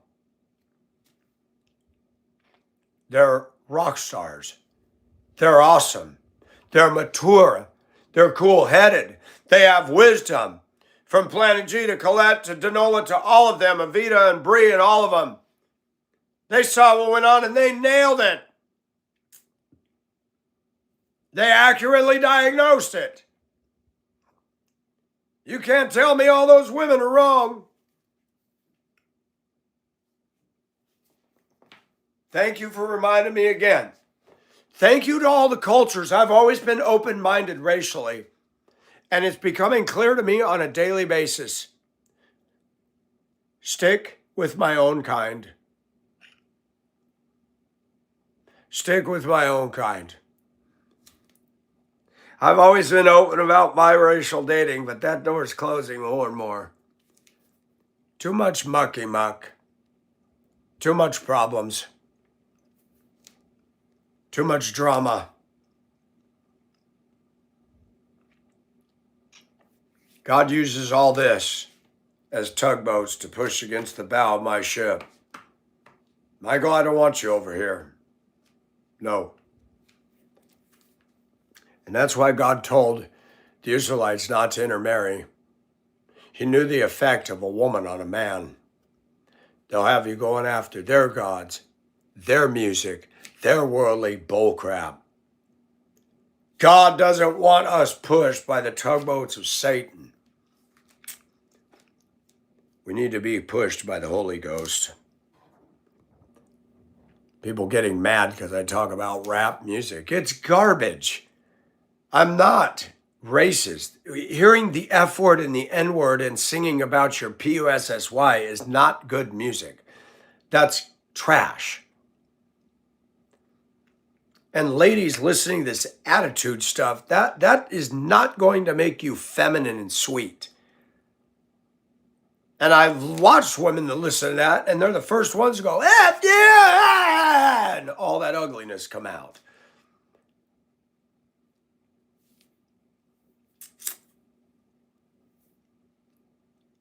Thanks for listening, viewers. I vented my spleen. I feel much better. I hope everybody has a good and godly day. Getting over my cold. Clearing out all the vestiges of, bye Felicia, the cold. You raked me over the coals for a week, and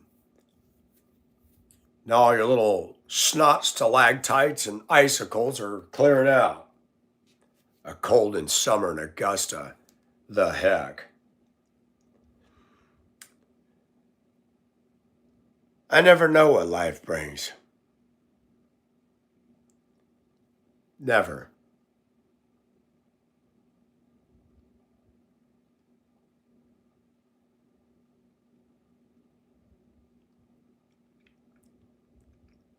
I'd be sad if I didn't get to talk to any of you guys anymore in the chat and That would be sad because you guys have become a community. This isn't just the internet. This isn't just chat. These are people. And people are comfortable crapping on people online. And that shows you who's Lord.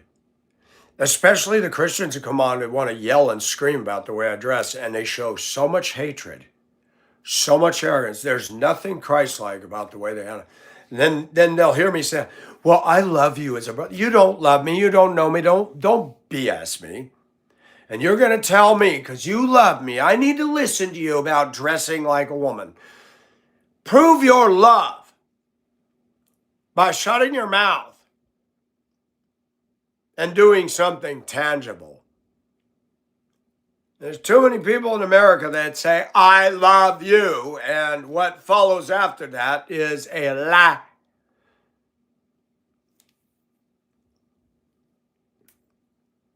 Look, even Paul McCartney said, some people want to fill the world with silly love songs. And what's wrong with that? I'd like to know. So here we go again. But did you ever unpack that? Let's take a trip. Oh, Sherry, you're all alone. Steve Perry was all about her. Then before that, he sang, I'm forever yours, unfaithfully. How many women did we sing a love song to and they're not in our lives? I've been waiting for a girl like you. Let's go back to Foreigner and ask, you still singing that to the same girl? Hell no. Love songs are all over the place and they're meaningless, empty words, but we've been moved by the Pied Piper, by the beat of a band. Oh my gosh, I love this song. Yep, and you're on Boyfriend 20. Taylor Swift singing about bad romances and breakups, and she's on Boyfriend 20. And now we think that because she's dating the Kansas City Chiefs guy that this will work out. I'm going to tell you something. If I know anything about human nature, that Chiefs is going to get tired of Taylor Swift's narcissism. And she's not that pretty. She's boring. She really is boring. So is Katy Perry. They're bubblegum girls. They're just same old.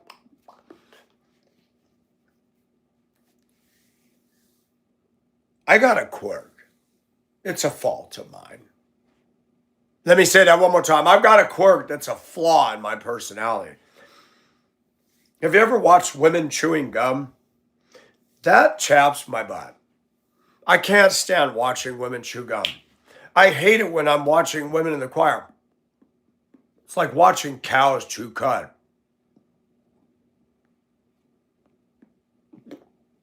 Oh, and this poor stomach burped it up again. Women in the choir grabbing their coffee cup. There's a woman up there, the choir director's wife. Cup has got to be that big.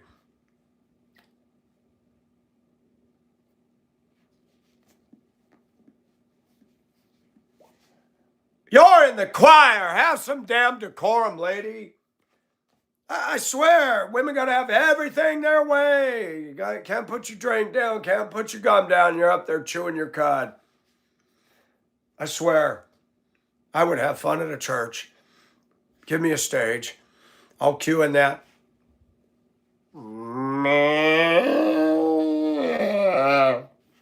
Mike, what's that? It sounds like cows. Look up there.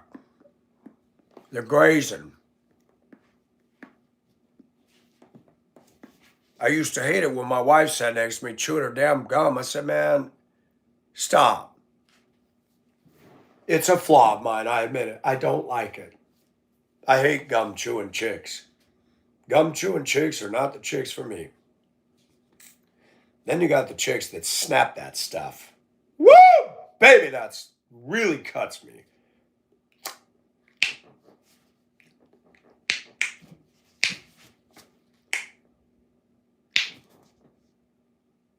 Ooh, why are you doing that? Anybody? Give me some likes if anybody feels that way, if they're irritated by snapping gum and gum chewing cattle grazing women. Anybody bothered by that, or is it just me? I mean, be honest, maybe I'm the only one with that dysfunction. Anybody else? I hate that. I hate it.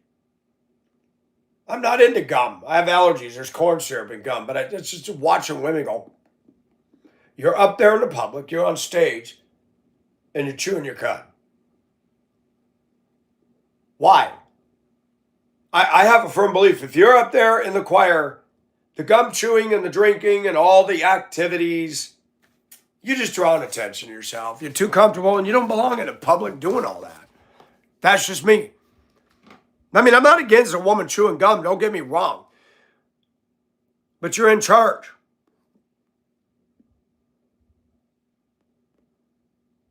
Look like a damn goat. Why? I know. There's some women on me that are my fans are going to go, oh, Mike, I hate that, what you just said. I chew gum. You can do it. Just don't date me. Gum chewing bothers me.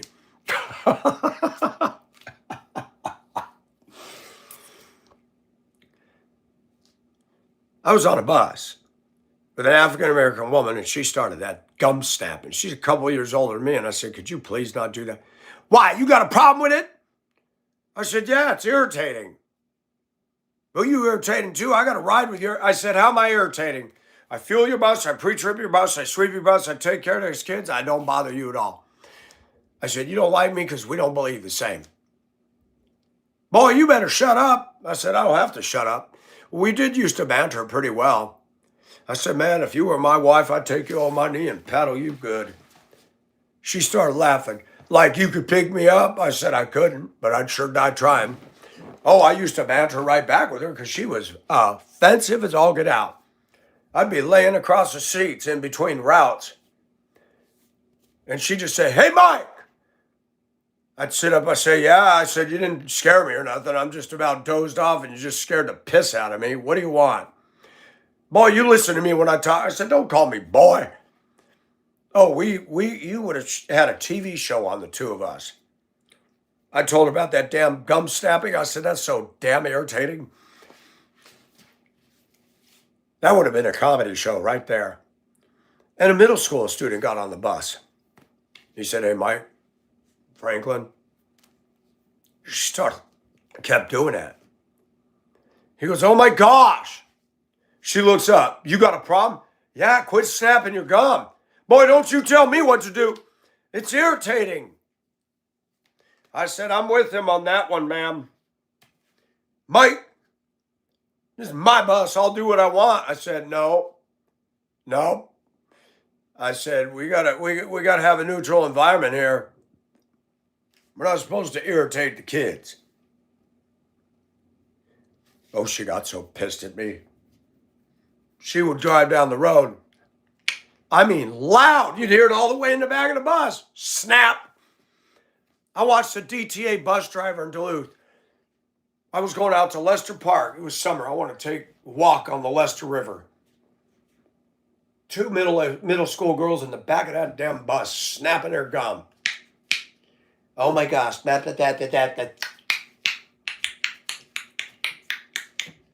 I'm like, you know what? I'm going to go kill the squirrel in a minute. That driver stopped the bus, pulled the brake. Now, once he stopped, guy walked down that aisle with his cowboy boots. You girls, don't stop snapping that gum. You're going to get off of my bus. That's irritating and it's disrespectful, so knock it off. He walked by my seat. I thought, oh yeah, and put the thunder down. They stopped. I got to my destination. I said, thank you for confronting that. I was about to go postal back there. He said, I'm sick of that. I said, me too. You have a good day.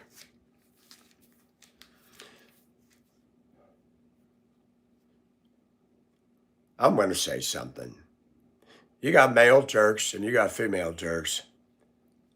And if everybody would start looking at their own damn self instead of commenting on what clothes I wear, if everybody would truly mentally assess themselves, but they don't.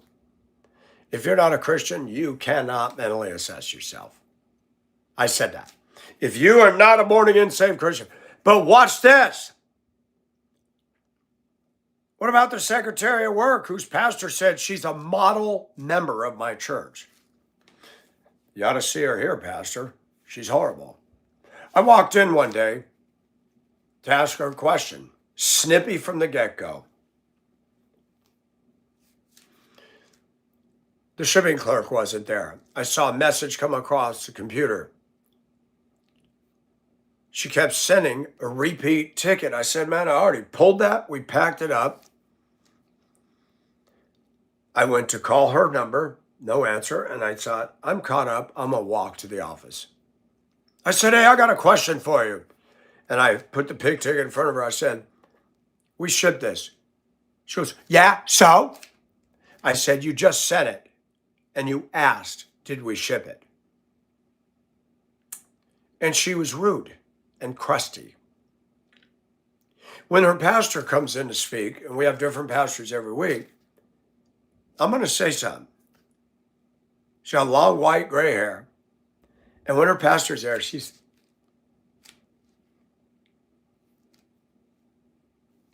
just all lovey-dovey, smiley. When we got to deal with her, I walked into the office one day and I started just bypassing her. I had to go see somebody.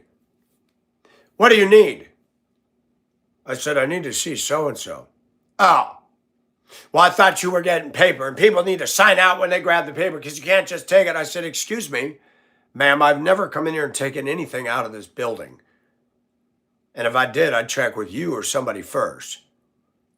Well, I'm just saying. I almost turned around and say, you know what? Why don't you just stop saying you're rude? I'm a Christian brother and you are nasty to me. And you don't do this when your pastor's here. Shut it! We men can't do that. Women got the upper hand. And I'm telling you, I've been through enough hell with women. I've seen it all in the workplace and church and everything. My culture, women are real good at acting. But when they're outside of that little stage at church, they're horrible people. Does Christ make the difference? Depends. And that's why I always stress on my channel, stop the acting and start being. Dress up and playing dog and pony show is acting. I be who I am. If I want to wear women's clothes, I'm going to do it. But Mike, but nothing. So tired of people with their yeah, but. Yabbits live in the wood. Yeah, but, yabbits live in the woods. Go chase them. I'm going to thy own self be true. Did we not learn that in English lit? Shakespeare? But we don't model that at all. We just forget that. No, we lean more towards Bruno Mars. As long as I got my suit and tie, let me tell you about a good thing. I'm sick of it. I'm sick of the fake Pollyanna Southern Belle Christian women. Hey, how y'all doing? I come in there, I don't get greeted that way. I lived up north where the land of the frozen, chosen, stoic. They stare you down up there. You say hi. No facial expression whatsoever. They're socially retarded up there. And I would hear them talking about California. This is Minnesota. Minnesota's Democrat, liberal, blue all the time. They will never vote for the right candidate. They're incapable of it. Not all. There's conservatives there, don't get me wrong. Sit there and talk about how weird people are from California. And I want to say, excuse me, when you stare at somebody, I was taught in California, don't stare at people. And if you do look at them, smile and say hello. You guys can't even master the basics. Shut it. I've lived all over this country. I've seen all kinds of cultures. I've experienced them all. I've seen two-faced, backstabbing people in all walks of life. Two races stand out to me for backstabbing, gossip, backbiting people: Caucasian and Hispanic women. Boom. Women that tend to be more genuine and real, whether I agree with them or not. African Americans. I'm very objective. I'll give praise where praise is due, and I'll give criticism where criticism's due. At least with a black woman, there's no pretentiousness. Most black women I see are not going to play fake. If they are being a bitch, they're going to be that way and stay that way. If they don't like me, I'm going to know. They don't play plastic with me unless they're in the professional game show. That is one redeeming thing about black women that I like. When they say good morning to me, it's real. When I hear white women say, "Good morning, Mr. Mike," I'm like, here we go. Some of these women in the church remind me of that commercial. It's fun to create with Crayola.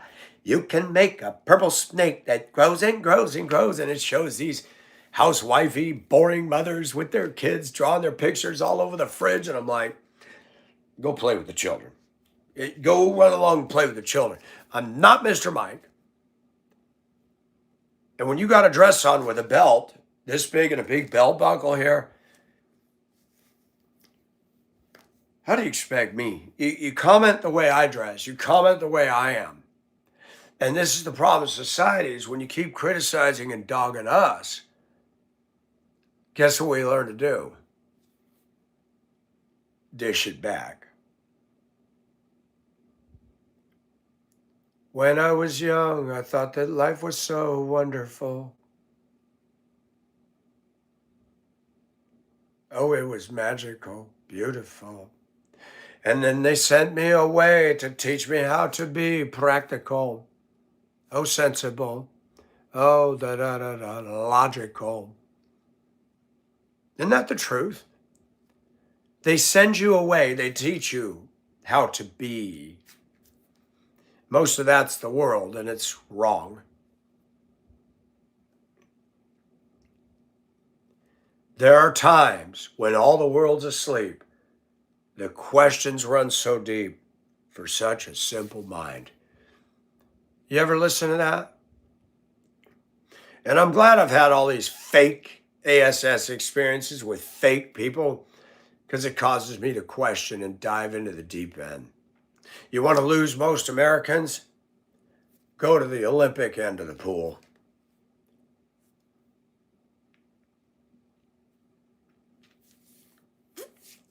And dive deep.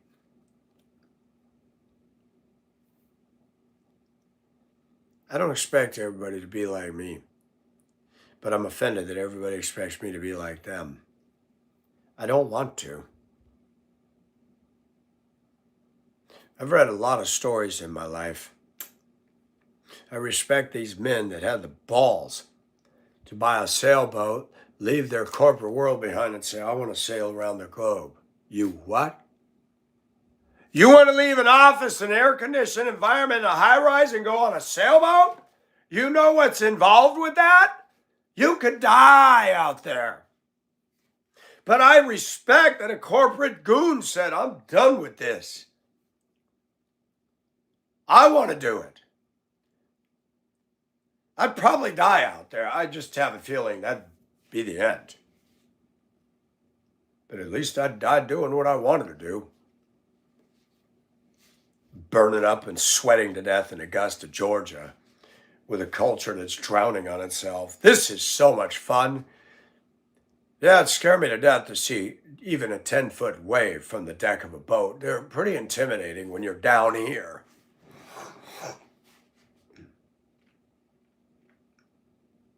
You can't see over the next wave. It's nice when you can be in your car and control where you go. Get out there in a boat and think you're all that.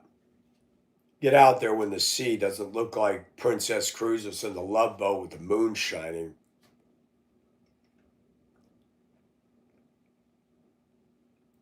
It's like Jimmy Ewing in Mammoth, who thought he was a tough guy and come up and harass me all the time. And I'm walking down the road to go to the school. And I look to my right. The road went up a slight hill, a couple blocks, and there's the Hamburger Palace. Well, it's morning. That's not open yet. We're going to school. The sun's coming up, and I hear this yelling. It sounds like somebody's afraid. Get away from me! Oh, get away from me! And I see somebody running. And God, even back then, allowed me a window into something I never forgot. I look to my right, and there's a dog wagging its tail. And Jimmy Ewing is running and screaming in terror. I'm like, look at that. Jimmy the Tough Talker scared to death. I kept walking. I thought, I don't want him to see that I saw. And then I hear somebody, and he comes, Mike, did you see that dog? I said, yeah. He didn't bother to notice I wasn't afraid. Didn't register. I walked a lot alone, and I learned some about dogs. When I was in Duluth, I'd get back from a trip at night, park the bus, and walk a mile down a dark road, and dogs would come out. Whoa, whoa, whoa, whoa, whoa. I'd turn around and go, I have my ammo box with me, and I'd say, get! And I was always prepared with that ammo box. That thing comes up, all I got to do is pop it on the jaw or the nose. That'll be the end of that. But I faced it. I said, get! You have to be the alpha. And I'd walk backwards. And I go, they just looked at me like, this guy's freaking nuts, and walk off. You show fear. You turn your back and you're going to have butt cheeks missing. Oh, I'm afraid, but you can't show it.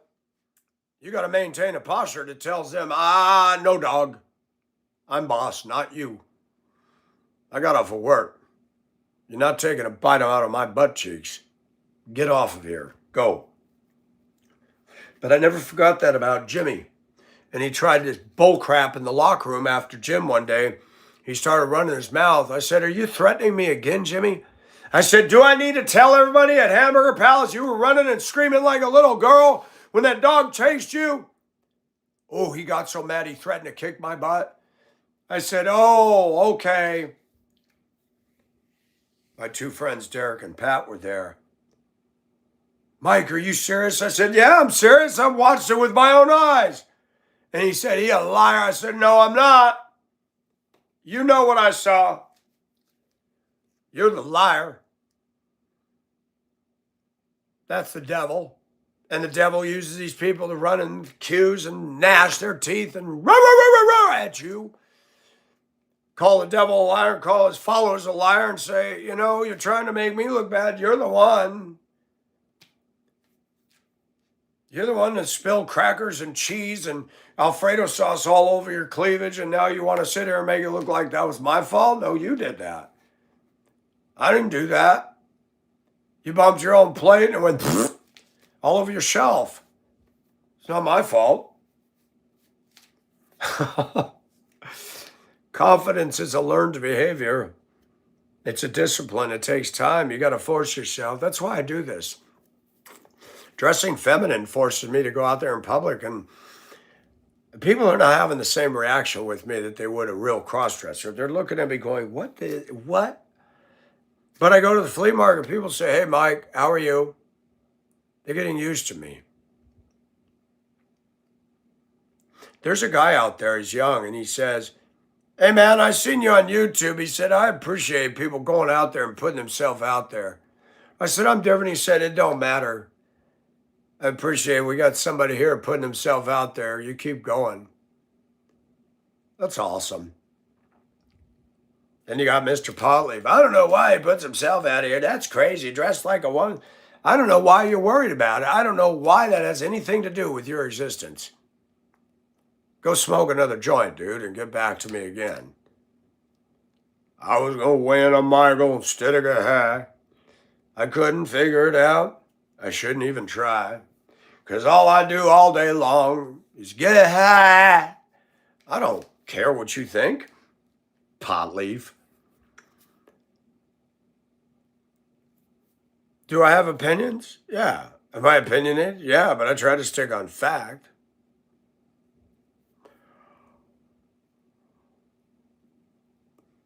If it's too good to be true, probably is.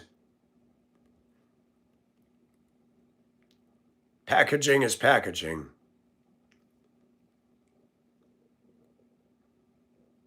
Good packaging doesn't always reveal the contents within. You ever seen some of these cookies? They come in that nice plush bag with beautiful artwork. And you open up and there's 2 cookies in a bag this tall. That's cute. $8.95 for 2 Pepperidge Farm cookies with a beautiful wrapped whatever. Same thing with people. They look really good. Jesus said it about the Pharisees. He said, you wash the outside of the cup. I was in the warehouse and some douche had one of those Tupperware orange tall cups. It's on the floor back there, and I picked it up, and caked on the bottom was dried up lunch, molded with chunks of corn and stuff stuck. I'm like, that is disgusting. And I walked around the corner, found the trash can, and tossed it. A lot of people like that. They look good until you take a look inside and you're like, bleh! Gotta go. Y'all have a good day. Be safe.